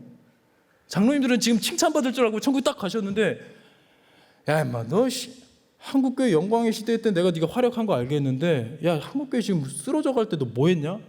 그때 제 지갑을 열었지 않습니까? 라는 말이라도 좀 할 수 있도록 여러분들이 장로님들을 잘 이렇게 인볼브 시켜가지고 해주시면 좋을 것 같고, 하여간 재밌게 놀다 오시면 좋겠어요. 여러분들이 재밌게 좀 먼저 행복하신 교사 공동체가 될 수 있으면 좋겠어요. 그러실 수 있나요? 전체 부서 옮길 필요도 없고요. 그냥 우리 부서들끼리만 해도 좋아요. 우리 옆에 선생님 좀 바라볼까요? 우리 먼저 행복한 교사가 됩시다. 한번 다짐하면서 인사하겠습니다. 먼저 행복한 교사가 되셨으면 좋겠고요. 그리고 이제 교사의 자세 두 번째로는 여러분들이 이제 예배를 드리는데, 한번 예배 한번 볼까요? 여러분 이거 제가 그린 그림이에요. 혹시 보신 분 계십니까? 제 책에도 쓰고 막 해가지고 많이 회자되고 그랬어요. 어느 집회 갔더니 이게 현수막으로 붙어 있더라고요. 제가 처음 갔는데 이거 어디서 봤냐 그랬더니 어느 목사님 와가지고 설교해주고 갔대. 제가 그린 건데. 그래서 이놈의 나라는 저작권이라는 게 없구나. 근데 어쨌든 좋네요. 이렇게 멀리 이렇게 회자되니까 좋네요. 그랬거든요. 자, 한번 봅시다. 연극과 예배 한번 비교해 보자는 거예요. 여러분, 연극과 예배를 인물 중심으로 비교해 보면 연극에 있어서 배우는 예배에 있어서 누구라고 생각이 되십니까? 대답해 주실 수 있어요? 목회자, 감독은요? 하나님, 관객은? 회중. 와, 역시 여러분들은 스마트하십니다. 그리고 출제자도 아주 친절하죠. 여러분, 제가 수많은 크리스찬에게 이 질문을 했어요. 99% 이상이 이렇게 대답을 합니다. 청소년들은 100%예요. 이렇게 대답을 해요. 지금 우리 21세기를 살아가는 우리 크리스찬들이 예배를 바라보는 관점이 이와 같아요. 여러분, 이건요 외형적으로는 맞아요. 지금 우리는 예배를 드리는 건 아니고 지금 강의를 듣고 있지만 이걸 예배로 가정해 봅시다. 주일 예배로 해보면 제가 앞에서 나와서 마이크 잡고 원맨쇼 하고 외모는 마음에 안 들지만 개성파 배우도 있으니까 그런가 보다 배우 같은 느낌이 들잖아요. 여러분들은 작은 정성으로 예물을 준비해서 회중석에 앉아 있으면서 여기를 관객상을 바라보고 있어요. 관객 같은 느낌이 들죠. 하나님은 분명히 함께 하신다고 그랬는데 보이지는 않아. 커튼 뒤에서 연극을 컨트롤하는 감독의 역할을 하시겠구나라고 우리가 생각하기 쉽습니다. 그런데 의미적으로 따져보죠. 여러분, 우리가 예배를 드리는 이유와 목적이 뭡니까? 하나님께 영광이에요? 우리가 받은 은혜예요? 우리가 은혜 받으려고 예배드려요? 하나님께 영광 올려드리려고 예배드려요? 하나님께 영광이에요. 이게 최우선 목적이에요. 이 백성은 내가 나를 위하여 지었나니 내 이름을 찬송하게 하려 함이라. 우리가 지음받은 목적 자체가 하나님께 영광에 있고요. 예배드리는 이유는 하나님께 영광을 올려드리는 거예요. 우리가 하나님께 영광을 올려드리는 가운데 부스러기처럼 떨어지는 것이 은혜지, 우리가 은혜 받으려고 예배를 드리는 것이 아니라는 거예요. 하나님께서 이 자리에 좌정하셔서 우리가 하나님께 올려드리는 예배를 기쁨으로 취하시는 거지, 은혜를 끼치려고 노심초사하시는 분이 아니라는 거예요. 막 설교 시간에 졸고 있는 친구한테 야 여기가 클라이막스인데 여기다 네 은혜를 준비했는데 여기서 졸면 어떡하니 이러실 분이 아니라는 거예요. 예배는 보러 가는 것이 아니라 드리는 것입니다. 그죠? 제가 여기까지 설명을 드렸어요. 다시 한번, 굳이 하나님이 연극과 비교하면 어떤 역할을 하시는 거예요? 하나님이 회중이 되시는 거예요. 그러면 배우는 여전히 목회자, 찬양 인도자, 예배 인도자가 배우일까요? 아니요, 회중인 여러분들이 배우가 되는 거예요. 여러분들이 무대 위에서 우리의 예배를 올려드리는 거죠. 그거를 하나님이 기쁨으로 취하시는 거죠. 하나님이 흠향하시는 거잖아요. 예배라는 것이. 이게 지금 회복되어야 된다 생각해요. 많은 사람들이요, 내가 일주일 동안 세상에서 힘겹게 살아왔어. 상처도 받고 힘겹게 살아왔어. 그러다가 찬양을 통해, 말씀을 통해, 친구의 시간을 통해 힐링과 회복을 얻고 한 주를 새롭게 살아가 새 힘을 얻는 자리쯤으로 예배를 인식하는 분들이 많은데, 아닙니다. 예배는 먼저 하나님께 영광 올려드리는 거예요. 우리가 마음을 다해서. 그렇게 보면 우리 아이들이 습관적으로 지각하는 아이들이 있나요? 이 아이들이 왜 지각할까요? 지가 관객이라고 여기니까 지각하는 거예요. 자기 스스로 배우라고 느끼는 사람은 지각할 수가 없습니다. 아니 차가 막혀서 사고가 나서 어쩔 수 없이 가끔 지각할 수 있어도 습관적으로 지각하는 사람은 지가 관객인 줄 착각하고 있는 거예요. 예배 시간에 떠드는 것도요, 지가 관객이니까 집중 못하고 떠드는 거죠. 내 예배를 하나님이 지금 받으러 오셨구나, 이걸 애들이 인지하는 순간 애들의 자세는 달라질 수밖에 없어요. 근데 안타깝게도 애들로 하여금 자기가 관객인 줄 착각하게 만드는 1등 공신이 누구냐면 안타깝게도 우리 선생님들이시라는 거죠. 전 여러분들을 비난하려고 하는 게 아닙니다. 근데 우리 솔직히 얘기해 봅시다. 여러분 주일 성수 언제 하십니까? 청년들은 청년부 예배에서, 장년들은 장년부 예배에서 주일 성수를 하고, 부서 예배 때는 우리가 봉사한다고 생각해요. 그러니까 우리는 다들 좋은 예배자들이지만 부서 예배, 청소년부, 아동부, 유치부 예배 그 시간만큼은 내가 관리자, 봉사자의 모드로 전환돼 있어요. 그러니까 애들은 참된 예배자를 경험하고 배울 기회가 없는 거예요. 관리자로 와 있는 선생님만 보이는 거예요. 애들이 막 떠들 때, 야, 예배 시간에 누가 떠들지 마. 그건 뭐랑 비슷합니까? 같이 영화를 보러 갔는데 스마트폰 하는 옆에 있는 관계한테 좀 매너 있게 좀 나가서 받으신지 좀 끕시다. 이거 하는 거랑 뭐가 달라요? 그렇죠? 그래서 전 여러분에게 좀 도전드리고 싶은 게, 여러분들이 주일 성수를요, 부서 예배에서도 주일 성수하듯이 마음을 다해 예배 드리셨으면 좋겠어요. 유치부 예배 당연히 유치하게 기획됐겠죠. 애들 눈높이에 맞춰서. 근데 거기에 우리의 마음을 낮춰서 하나님께 마음껏 예배를 드리시는 거예요. 중고등부 예배 우리가 마음을 다해서 예배를 드리면 아이들이 거기서 이제 체득하게 되는 겁니다. 우리 선생님이 그래도 되게 재밌으신 분인데, 특별활동 시간에 우리랑 그렇게 재밌게 놀아주시는 분인데 예배 시간은 흐트러지지 않는구나. 예배는 허투루 드리는 게 아니구나. 우리가 하나님께 경건하게 드리는 거구나. 우리가 주연 배우구나. 이런 걸 애들이 체득해 갈 수 있겠죠. 그래서 지금 한국교회의 무너짐의 중심에 예배의 무너짐이 있다고 생각해요. 그래서 예배가 회복될 수 있도록. 근데 여기서 오해하지 말으셔야 될 게, 신학적으로 봤을 때요, 하나님의 영광의 임재를 바라본다는 차원에서는 여러분들이 관객 맞습니다. 우리가 관객이에요, 신학적으로요. 근데 지금 제가 드린 말씀은 예배를 드리는 주체와 받는 주체에 대한 설명이니까 이 오해 안 하셨으면 좋겠고요. 이 그림 제가 그린 거예요. PPT를 여기 보내드렸으니까 혹시 우리 부서 아이들, 우리 반 아이들에게도 한번 이걸로 체크해보고 연극과 예배를 통해서, 이 메타포를 통해서 아이들을 좀 교육하고 싶다 그러면 마음껏 쓰십시오. 저작권을 제가 오픈해 드릴 테니까 한번 해보셔도 좋을 것 같아요. 자, 그러면 이제 그 전에 먼저 한번 인사하겠습니다. 우리 먼저 당신이 주연 배우입니다. 인사하겠습니다. 옆에 계신 선생님에게, 당신이 주연 배우입니다. 부서 예배에서도 여러분들이 주연 배우가 되심을 잊지 않으셨으면 좋겠어요.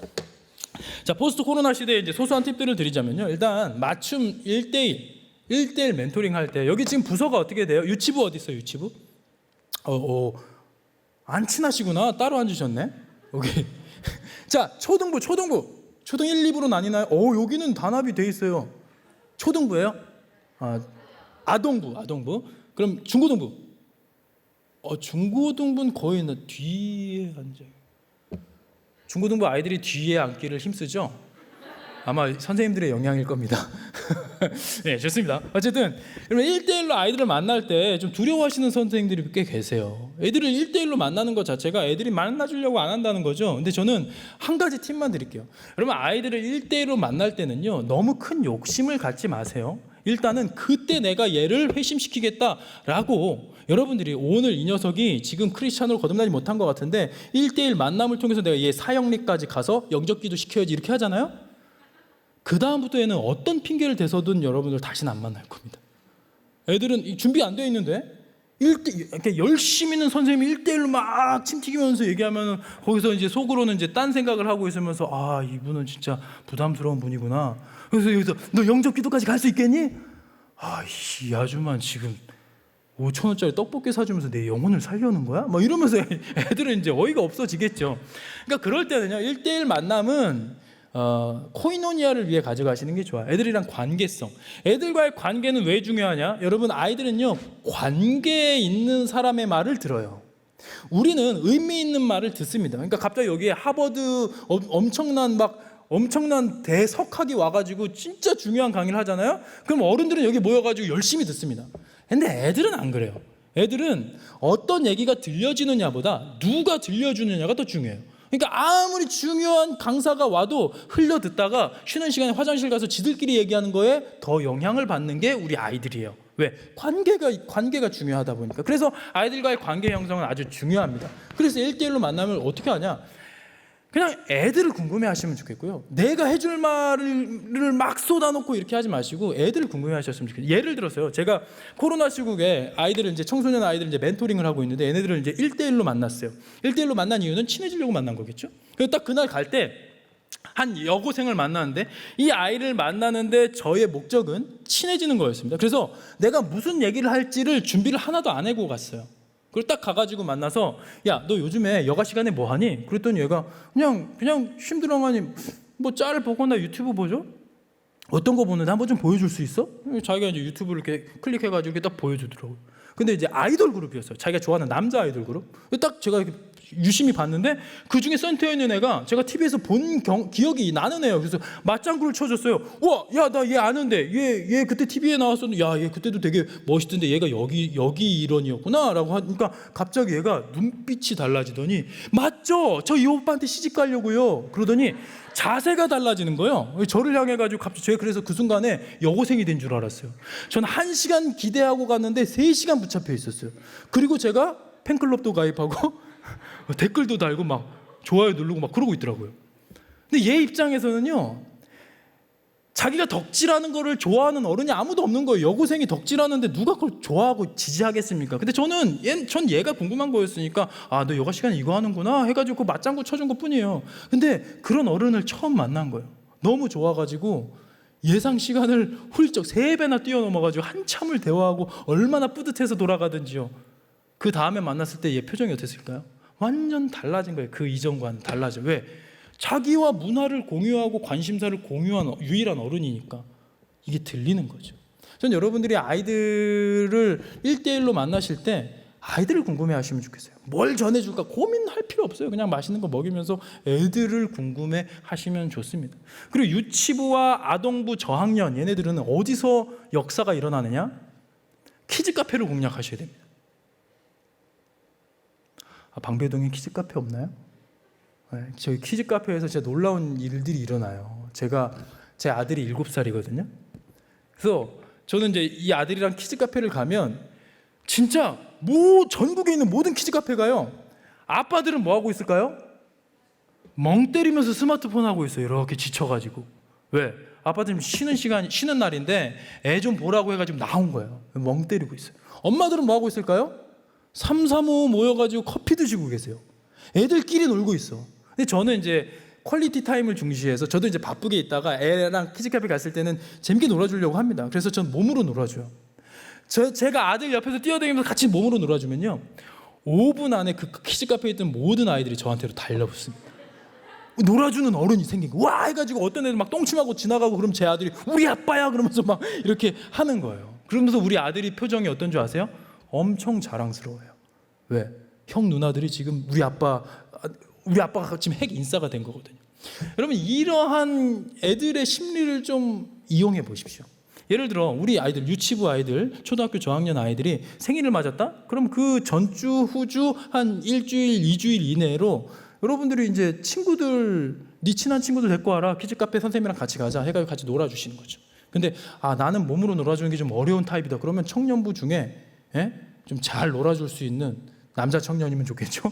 애들 막 들고 막 이렇게 할 수 있는 분들, 그렇게 해가지고 데리고 와서 하면 이제 애들이 물어보겠죠. 누구야? 삼촌이야?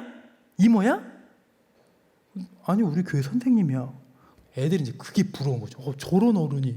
그래서 애들이 전도할 때도 진짜 저는 여러분과의 관계가 친구들 사이에서 자랑이 됐으면 좋겠어요. 제가 예전에 오토바이를 타고 다니면서 신방을 했어요. 표정이 안 좋아지시는데, 요즘 배달의 민족이 하는 그런 스쿠터 있잖아요. 그걸 가지고. 왜? 가난한 신학생이어가지고 차 살 돈은 없는데, 지금은 차 있어요. 너무 측은하게 바라보실 필요 없습니다. 근데 오토바이를 타고 애들을 만나러 간 거예요. 왜? 대치동에서 사역을 하는데 애들이 맨날 학원에 가 있어요. 근데 주중에도 전 만나고 싶은 거죠, 애들을 1대1로. 그래서 어떻게 할까 하다가 애들이 어느 학원을 다니고 몇 시쯤 끝나는지를 알아놓고 기록을 해놨다가 그때 그때신방을 하는 거예요. 불시에. 그럼 애들이 이제 학원에서 이제 3, 4, 5, 한 10시, 11시 이렇게 딱 나오다가 저랑 마주치는 거죠. 그럼 애들이 뭐라고 얘기할까요? 그 당시 제 전도사에서 전도사님 어디 지나가는 길이세요? 물어봐요. 왜? 제가 이 동네에 안 사는 거 아니까. 전 강북 살았거든요. 아니, 너 보러 왔어. 그러면 애들이 열이면 열 똑같은 반응입니다. 멍치지 마요. 뭘 절 보러 와요. 근데 거기서 진짜 너 보러 왔어. 야, 너 늦게까지 고생 많다 그러면서 준비했던 캔 음료를 이렇게 딱 건네잖아요. 그럼 이 아이가 난생 처음으로 지 교회 전도사를 자랑하는 역사가 일어나. 주변의 아이들한테 야 봤냐? 나 이런 사람이야. 야, 누구야? 우리 교회 전도사님이야. 그럼 애들이 옆에서 부러워하죠. 그때를 놓치지 말고 우리는 어떻게 해요? 여분으로 준비했던 캔 음료를 애들한테 나눠주는 거죠. 그러면서 금기어는 우리 교회 와라 이건 하면 안 돼요. 왜? 전도 주체는 얘니까. 난 니네 관심 없어. 나 지금 얘 때문에 온 거야. 그러면서 이제 얘한테 얘기를 하면 나중에 얘네들이 옆에서 그걸 부러워하게 되는 거죠. 그런 어른으로서의 좋은 관계가 되시면 좋을 것 같아요. 그리고 이제 시크릿 에이전트 활용하기. 요거는 여러분들이 눈높이 사역을 아무리 여러분들이 젊고 감각이 있다 하더라도요, 애들의 언어, 애들의 문화를 따라가는 게 결코 쉽진 않아요. 그럴 때 어떻게 하냐? 애들을 활용하시는 거예요. 알고 보면 애들이 어벤져스거든요. 그러니까 그 중에 인싸 기질이 있는 애들 중에 여러분에게 우호적인 아이들을 맛있는 걸 사 먹입니다. 사 먹이면서 그럼 이제 애들이 이제 처묵처묵하고 있다가 선생님 오늘 왜 저 보자고 한 거예요? 그럼 그때 이제 메소드 연기를 하는 거죠. 실은 선생님이 고민이 있어서. 그럼 애들이 이제 눈빛이 달라집니다. 고민 상담을 지금 어른이 나한테 하고 있는 거야. 뭔 고민인데요? 야, 네가 봐도 선생님, 선생님 너희들이랑 좀 친해지고 싶은데 네가 봐도 선생님 좀 재미없지? 그럼 이제 애들이 뭐라고 하겠어요? 팩폭을 날리겠죠. 쌤이 재밌는 캐릭터는 아니죠. 거기서 마상 입지 마시고 그래서 말인데 네가 선생님 좀 도와주면 안 될까?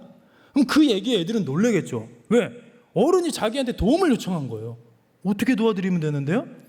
야, 니네끼리 보는 그때 핫한 클립이나 짤이나 유튜브 이런 거 주소를 토요일마다 선생님한테 이렇게 좀 문자로 카톡으로 좀 보내주면 안 될까? 그럼 그거 어렵지 않거든요.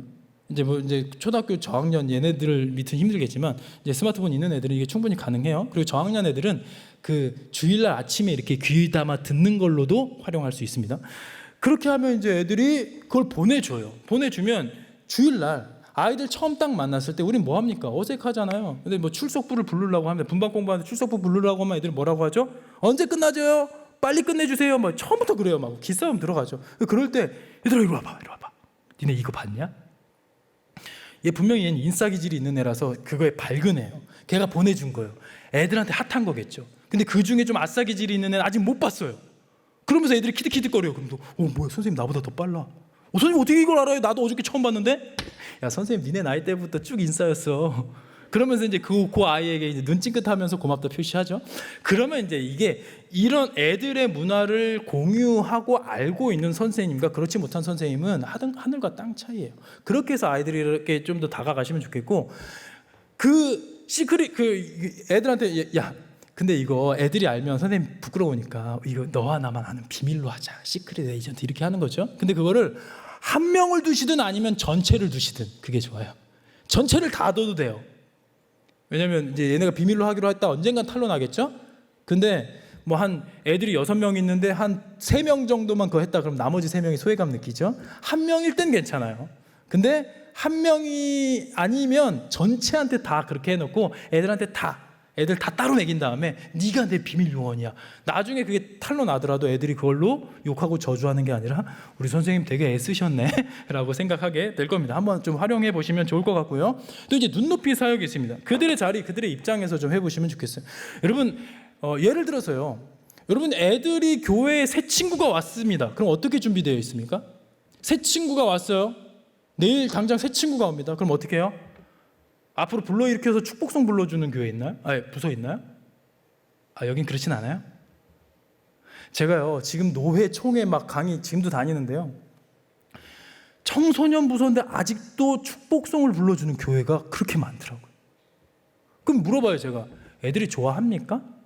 아니요, 좋아하지 않는데 하는 거예요. 여러분 애들이 이게 새 친구를 데리고 왔어요. 중학생이든 고등학생이든 뭐 초등학생이든 새 친구를 데려와요. 근데 갑자기 선생님이 오늘 새 친구 아닌데 어디 있나 한번 일어서 볼까요? 얼굴 빨개져가지고 이러면 앞으로 나와봐 나오게 한 다음에 거기서 호구 조사를 해요. 너 이름이 뭐니? 어디 학교 몇 학년이니? 몇 반이니? 다음 주에 아무도 기억 못하는 걸 호구 조사를 한 다음에 우리 새 친구 한데 우리 축복사 한번 불러줍시다. 그러면서 이 아이는 지금 얼굴이 빨개져 있죠. 당신은 사랑받기 위해. 선생님들은 마치 심장 당장 꺼내줄 것처럼 부르는데 내 친구 또래 친구들은 뭐 하고 있어요? 심드렁해요. 팔짱 끼고 보고 있어요. 애는 그 순간 뭘 깨닫습니까? 이래서 우리 엄마가 교회 가지 말라고 그런 거구나. 그걸 깨닫게 되는 거죠. 여러분, 이거는요, 환영이 아니라 어마무시한 신고식이에요. 끔찍한 신고식입니다. 실제로요, 어떤 청년이 저에게 상담 요청했는데 자기 친한 친구를, 여자인데 친구를 전도를 하고 싶은데 이 여자애가 좀 소심한 성향이래요. 근데 중학교 때 친구 따라 교회 한번 갔다가 축복송 불러주는 것이 트라우마가 돼서 교회라는 이름만 들어도 경기를 일으키는 애가 있는데 얘 어떻게 전도하나요? 그 상담을 제가 받아본 적이 있습니다. 여러분, 아이들은 아이들의 눈높이에서 환영해 주시면 돼요. 그래서 아까 지금 여기 아동부라고 하셨는데 아동부도요 3학년까지와 4학년부터는 좀 달라요. 3학년, 1, 2학년은 앞으로 이렇게 축복송 불러줘도 좋아할 겁니다. 5, 6학년한테 그런 거 하시면 난리 날 거예요. 애들 전도한 애랑 전도 당한 애랑 집으로 돌아가면서 싸울 거예요. 그런 건 하지 마시고, 그럼 어떻게 해야 되냐? 요즘 애들은 그냥 현장에서 불러일으키는 것도 안 돼요. 앞으로 나오라고 하는 건 절대 안 돼요. 축복송 불러주는 거는 평생 잊지 못할 저주의 트라우마송이 될 수 있으니까 절대 하지 마시고, 어떻게 하냐? 손만 들게 하시는 거예요. 오늘 새 친구 왔는데 한번 손 들어볼까요? 그 아이가 거기서 이제 뻘쭘하지만 손도 들겠죠? 그때 그냥 우리 새 친구 환영하는 의미에서 박수, 요 정도만 하시면 돼요.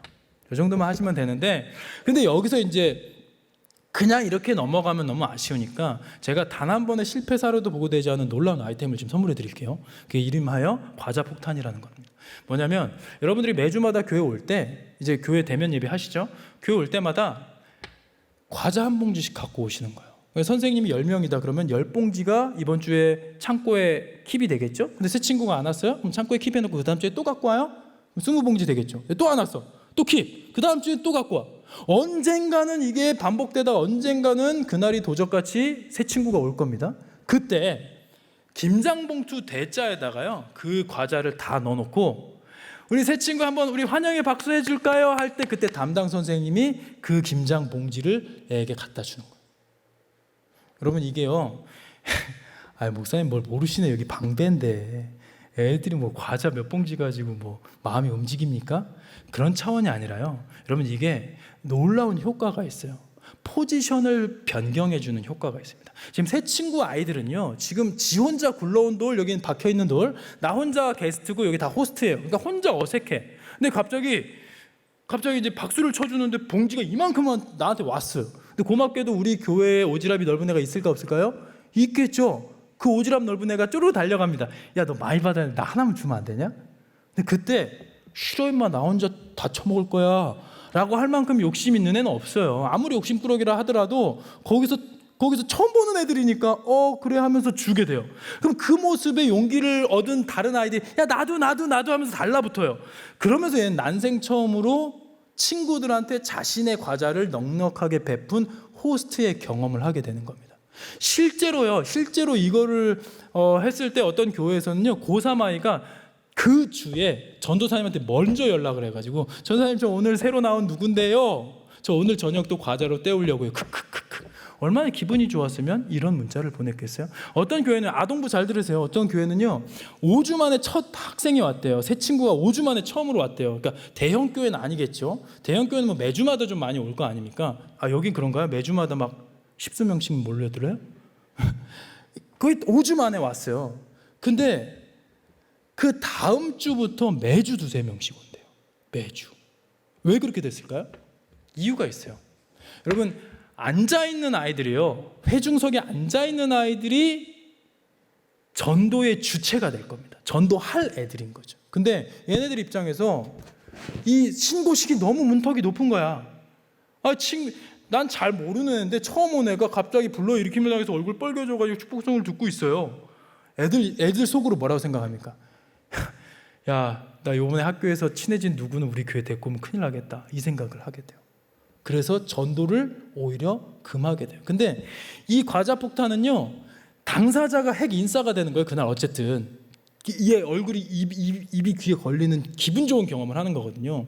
앉아있는 애들이 뭐라고 생각하냐면 나 이번에 친해진 누구 있는데 걔 교회 한 번 데리고 오는 거는 어렵지 않겠다. 왜? 일단 데리고 오면 애가 만족할 테니까. 그렇게 되는 거예요. 그리고 또 좋은 게 뭐냐면 이걸 한 번 경험을 하잖아요.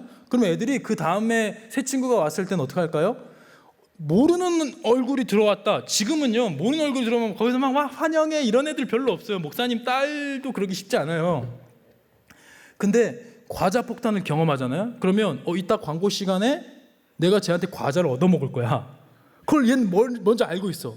그럼 새 친구 왔을 때 미소라도 분위기 자체가 달라지는 거예요. 실제로 한번 해보십시오. 해보시는데 요거 이제 두 가지 유의점이 있습니다. 한 가지는 오지랖이 제가 넓은 애가 있다 했죠. 근데 없을 수도 있지 않습니까? 근데 거기서 강사 목사님이랑 얘기가 다른 애, 우리 달라는 애가 없네. 그러고 그냥 손 놓고 계시면 안 돼요. 그럼 얘는 산타클로스도 아니고 이걸 들고 집에 갈 때까지 혼자 이렇게 자기가 먼저 줄 만큼 이거 내공도 없고 달라는 애도 없어. 얼마나 뻘쭘할까요? 역효과 납니다. 그래서 아무도 달라고 하는 분위기가 안 나오면 아까 그 핵 인싸, 그 시크릿 에이전트 옆구리 찔르면서 야 가서 한 봉지 달라 그래. 쟤 혼자 다 처먹으라고 준 거 아니야. 그런 분위기를 한번 형성해 주시면 그 다음부터는 애들이 알아서 잘 하게 됩니다. 그리고 한번 그 창고가 개방이 된 이후에는 그 다음에는 이제 그 다음 주가 이제 소문 듣고 애들이 많이 올 가능성이 있어요. 그럴 때는 창고를 뭐 교회 재정으로든 아니면 여러분 중에 뭐 그 주에 월급을 타신 분이든 아니면 장로님들의 지갑을 좀 여셔가지고 창고를 좀 채워주실 수 있으면 좋겠고요. 뭐 어몽어스 같은 경우는 우리가 코로나 딱 시작할 때 이런 건 했어야 되는 겁니다. 아이들과 소통할 수 있는 충분한 저게 됐겠죠. 그리고 저는 교회 모임이 좀 기다려줄 수 있도록, 야 우리 수련회도 얘들아 우리 수련회 가자. 애들이 막 싫어하면 싫어요 안 갈래요 막 그러면 우리가 막 애걸복걸하고 이런 분위기는 좀 탈피했으면 좋겠어요. 그래서 아이들이 기다려주는 프로그램을 좀 기획하면 좋겠다. 그래서 예를 들자면 여러분 코로나 때문에 요 캠핑 산업이 우리나라에서 엄청 지금 만개했습니다. 근데 애들 입장에서 보면요, 특히 아빠가 캠핑의 문외한이다 그러면 뭐 매체를 통해서 유튜브를 통해서 알고리즘을 통해서 우리가 막 연예인들을 막 캠핑하는 거 이런 거 많이 봤는데 경험을 못한 거예요 애들 입장에서. 그러면 이제 로망이 되겠죠. 나중에 나도 성인 돼서 캠핑 다녀야지. 근데 이런 거를 교회에서 기획해서 준비해 보면 어떨까? 여러분들이 만약에 가을쯤에 수련회 때 애들 은혜 받고 이제 가을쯤에 이런 것들 한번 기획해 보는 거예요. 근데 캠핑을 우리 애들 다 데리고 가기에 너무 애들이 많아. 그러면 어떻게 합니까? 선착순으로 혹은 미션을 줘서 미션 달성한 순으로 해서 뭐 캠핑 2동을 빌린다. 그러면 4인이다. 그럼 선생님 한 분씩 해서 여자 셋 남자 셋 혹은 여자 6 남자 6 뭐 이런 식으로 해서 소규모로 해가지고 얘네들 그냥 데려가는 거죠. 가서는 뭘 하냐? 프로그램을 우리가 고민할 필요도 없어요. 애들한테 뭐 하고 싶냐 물어보면 되고요. 유재석 씨의 액션 훈민정음 이런 거 있잖아요. 잘 모르십니까? 이런 거 그냥 가서 연예인들이 하던 걸 지들이 본 게 있어요. 그러면 자기들이 이거 하면 얼마나 재밌겠어요. 그리고 이제 불멍 때리면서 이런저런 얘기를 하면서 그때 괜히 기도해 하지 마시고 또 야 모닥불 주위에 모여봐 해서 막 기도해 이렇게 막 불타오르자 막 이런 거 하지 마시고 그날은 그냥 코이노니아를 위해서 모이는 걸로 이렇게 해서 아이들이 교회를 사랑하고 공동체에 마음을 둘 수 있도록. 근데 이게 또 돈이 또 예산이 또 따로 편성이 안 됐으면 쉽지 않지 않습니까? 그럴 때 어떻게 하냐? 교회 입구에다가 성도들이 여기 많이 다니지 않습니까? 그럴 때 여기다 이렇게 팻말로 딱 해가지고 우리 아이들 이번에 슬기로운 교회생활 피처링 캠핑 이렇게 해가지고 여러분들이 첫째 날 저녁 숯불구이 파티 20만 원, 캠핑 장비 대여 15만 원, 둘째 날 아침 간식 10만 원 이렇게 해가지고 성도들이 이렇게 좀 지갑을 열어서 함께 할 수 있는 것들. 근데 아무도 반응 안 한다? 그럴 때 이제 교육부 장로님을 모셔다가 어떻게 합니까 이거 빈칸 좀 채워주십시오. 그래서 한 명이 빈칸을 채우면 그게 이제 채워지는 분위기가 되고요. 그리고 돌아와서 여러분들이 사진 좀 예쁘게 찍어가지고 이렇게 좀 하면 일반 성도들이 아이들에게 좀 관심을 가질 수 있도록. 저도 실제로 이제 애들이랑도 캠핑을 하고 우리 가족이랑도 캠핑을 캠핑 되게 좋아해요. 근데 현장에서의 분위기는 진짜 평생 남을 추억들이 생길 수 있습니다. 이런 데 갔다 오면 이제 애들이 신이 나잖아요. 그러면 나머지 애들이 다음엔 나도 가면 좋겠다. 근데 여긴 또 이제 학구열이 높은 방배 아닙니까? 어떻게 해요? 시험 기간 중간고사와 기말고사 사이쯤에 가면 좋아요. 딱 한 1-2주밖에 시간이 없어요. 그럴 때 한번 이런 거 기획해가지고 해봐도 좋겠다. 그리고 이제 가정 연계까지 해가지고 요즘 학원이랑 교회랑 겹치면 나는 학원을 보내겠다 이런 게 더 많잖아요. 난 학원을 보내겠다라는 게 중직자들이 더 많아요. 그러니까 장모님들, 권사님들, 안수 집사님들이 정신 차리셔야 돼요. 요런 분위기 속에서 우리는 어떻게 해야 되냐? 그랬을 때 저는 학부모 기도회, 그리고 부모와 함께 드리는 예배, 그리고 부모와 함께하는 캠핑, 뭐 어떤 모습으로건 이 가정과 연계해서 이 교회가 같이 갈 수 있는 분위기를 내면 좋겠다. 저는 학부모 기도회를 항상 해왔는데요. 학부모 기도회에서는 전 단 한 번도 눈물바다가 안 된 적이 없어요. 왜? 부모들은 아이들을 사랑해요. 근데 항상 자기가 부족하다고 느끼죠. 근데 그런 것들이 이제 학구열 쪽으로 해가지고 애가 세상에서 이렇게 되기를 바라는데 우리는 그걸 좀 궤도 수정해주면서 기도 제목 받고 우리의 기도 제목 하나 더. 근데 이게 영적인 우선순위, 하나님 나라, 구원 이런 것들에 대한 기도를 하면서 같이 갈 수 있다면 그 부모님들이 좀 든든한 지원군들이 된다면 다음 세대 사역이 훨씬 더 힘 있게 갈 수 있습니다. 그러면서 이제 뭐 이런 거 해보면 좋죠. 뭐 부모 10계명을 같이 작성하게 하는 거예요. 같이 모여가지고 이렇게 뭐 프로그램 할 때 자녀가 속을 속일 땐 네 지난 날을 기억하라 속속임도 유전이니라 막 이런 거를 이제 10계명을 적는 거예요. 근데 이걸 애들이 좋아해요. 이걸 읽으면. 근데 누가 적는다? 부모가 적는 거예요. 그럼 자녀 10계명은 없겠습니까? 방문을 걸어 잠그지 말지니라 잠시 머물고 있다 하여도 네 방 역시 부모의 소유이니라. 그럼 이제 부모들이 좋아해요. 근데 이걸 누가 쓴다? 자녀가 쓰는 거죠.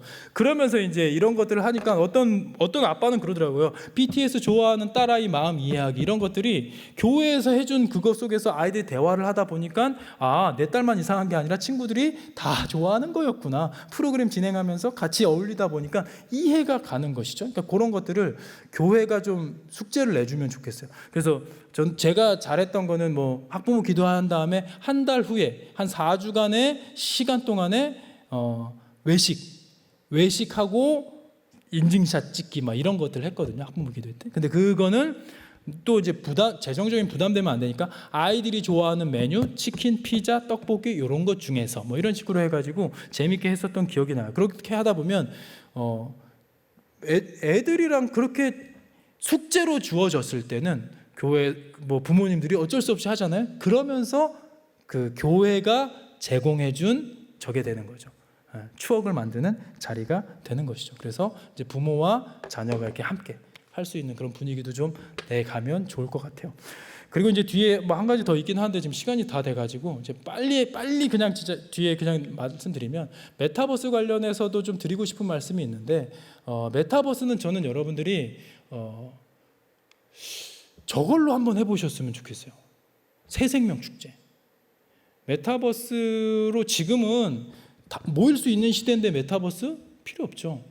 근데 지금 메타버스 가지고 막 화두가 되고 있는데 메타버스는 대체제가 아니고 보완제로 생각하시면 되고 이런 데서 이제 아이들을 만나게 될 건데 이제 저는 그런 걸 했으면 좋겠어요. 예를 들어서 이런 데서 만난다. 뭐 네이버, 제페토, 뭐 이프렌드 뭐 여러 가지 있잖아요. 이런 데서 이제 만나는데 이게 다 무료지 않습니까? 이게 활용할 수 있는데 이런 데서 만날 때 새생명 축제로 만나는 거예요. 새생명 축제로. 어차피 여기로 오라 그러면 애들은 안 올 겁니다. 근데 새생명 축제로 만나는데 뭘 거냐? 예를 들자면 이게 다 지금 돼 있는 거예요. 이렇게 막 OX 퀴즈도 할 수 있고 이런 뭐 똥피하기 게임 이런 것들이 이미 다 있는 거예요. 뭐 아는 분도 많이 계시겠지만 이런 것들을 잘 활용하실 때 이런 거 있잖아요. 에어팟 프로 걸면 돼요. 어떤 교회에서요 에어팟 프로 하나 걸었더니요 30명 몰려왔대요. 새생명 축제 최근에.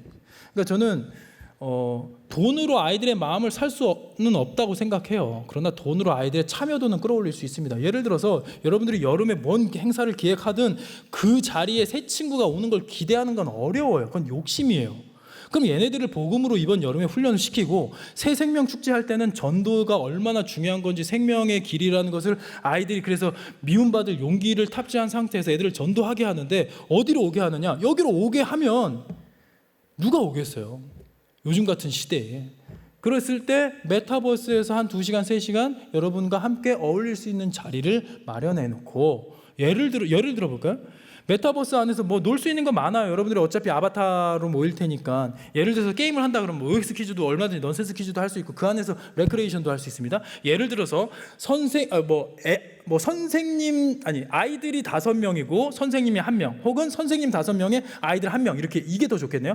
선생님 5명에 아이 1명이 있어요. 그럼 6명의 아바타가 있겠죠. 다 젊게 아바타를 꾸며서 누가 학생이고 누가 선생님인지 몰라. 그럼 이제 나머지 참여한 애들한테 누가 학생인지를 맞춰봐라. 네 친구가 누구일까? 그럼 애들이 막 돌아가면서 질문을 할 거 아닙니까? 근데 여러분들이 마치 10대 학생인 것처럼 대화를 하면 애들이 착각할 거 아니에요. 그러면서 얘가 우리 친구예요 했는데 알고 봤더니 60대 장로님이야. 그럼 얼마나 재밌겠어, 애들 입장에서. 그러니까 그런 걸 얼마든지 메타버스 안에서 우리가 할 수 있어요. 그런 재미난 프로그램을 준비를 해보시고, 그거를 할 때 예를 들어서 에어팟 프로를 10개를 걸어보십시오.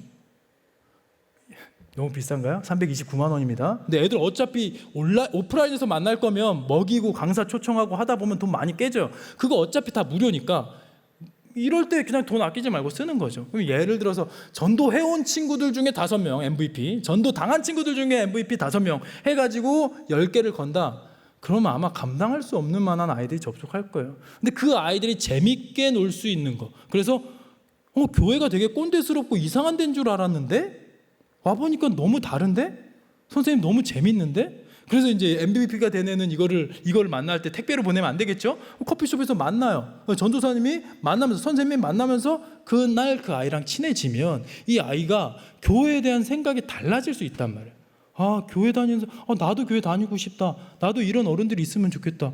내 생활에 활력이 되겠는데 이 친구도 같이 다니니까. 그러면서 교회 문턱을 낮춰줄 수 있는데 활용할 수 있지 않을까, 그런 생각을 해봐요. 그래서 메타버스는 지금 뭐 메타처치를 뭐 짓고 막 여기서 뭔가 막 많은데 그런 건 지금 다 필요 없고, 우리가 잠깐 활용할 수 있는 거, 새 친구를 끌 수 있는 장으로서는 충분히 가능하지 않을까, 그런 정도를 생각해 봅니다. 네, 뭐 더 이상 뭐 하면 여러분들이 지금 막 눈에서 레이저 나올 것 같아요. 그래서 마무리를 해야 될 것 같은데요. 자, 지금 기도회 때문에 지금 나와 있는 건가요? 우리 그래도 합심해서 같이 기도하고 제가 마무리 기도하고 마칠게요. 잠깐 좀 깔아주시면 좋겠고요.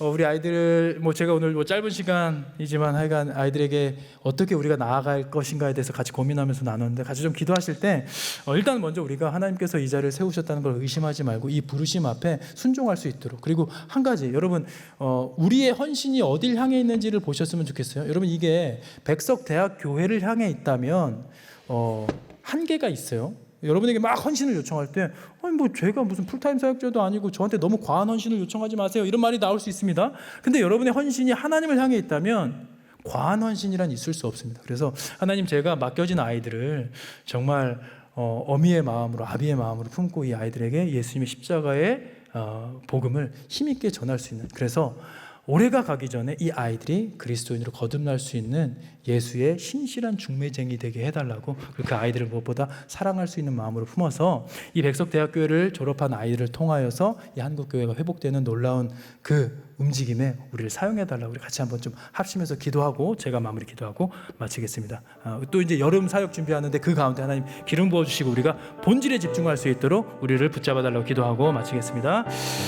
하나님, 이 시간 우리가 하나님 앞에 우리의 연약함을 알기 때문에 주님의 도우심을 간구하며 나아가오니, 아버지, 이 시간 우리 가운데 임재하여 주시고, 아버지, 우리가 정말 우리에게 맡겨진 이 귀한 사명을 아버지, 우리가 소홀히 여기지 아니하고 매주 만나는 그 아이들에게 힘있게 복음을 전하고 예수를 전할 수 있는, 증거할 수 있는 그런 중매쟁이로 우리를 사용하여 주시옵소서. 한국교회가 힘들어져 간다고 하고 이 미래 세대가 정말 하나님을 점점 부정하는 시대로 변화될 것임이 보이지만, 그럼에도 여전히 강력한 복음의 능력이 있고 하나님 살아계시기에 아버지, 우리를 통하여서 주님께서 일하실 그날을 기대합니다. 그래서 하나님, 정말 우리가 이 땅에서의 마지막 날이 저천국에서의 첫째 날이라는 것을 확신하며 나아가는 증인들로 서게 하여 주시고, 아버지, 우리의 가르침과 아버지 우리의 사랑과 열정과 기도로 인하여서 자라난 다음 세대를 통해 한국교회가 놀랍게 회복될 수 있도록 우리를 사용하여 주시옵소서. 하나님, 감사합니다. 이렇게 예수 믿는 것에 용기가 필요해지는 이 시대 가운데, 이 세대 속에서 연약하지만 우리를 주님께서 주의 도구로 부르셨사오니 우리에게 감당할 수 있는 능력을 더하여 주시고 우리에게 성령 감화 감동하심으로 이 복음의 능력을 들고 아이들을 품고 나아갈 수 있는 참된 지도자들이 될 수 있도록 우리 가운데 임재하여 주시옵소서. 무엇보다 아이들을 사랑하게 하시고 이 시대를 분별하게 하여 주시고 어떻게 하면 이 십자가의 복음이 힘차게 아이들에게 새겨질 수 있을지를 고민하며 나아가는 우리 모두 되게 하여 주시옵소서. 여름 사역 준비할 때도 본질에 집중하게 하여 주시고 한 영혼을 품고 사랑하면서 눈물 흘리며 나아가는 이 교사들의 헌신 속에서 자라난 다음 세대가 이 한국교회를 회복하고 부흥하는 데 귀하게 쓰일 수 있는 그 중심에서 타오를 수 있는 불꽃 세대가 될 수 있도록 우리를 사용하여 주시옵소서. 감사드립니다. 예수님 이름으로 기도합니다. 아멘. 수고하셨습니다. 우리 서로에게 격려의 박수 한번 하겠습니다.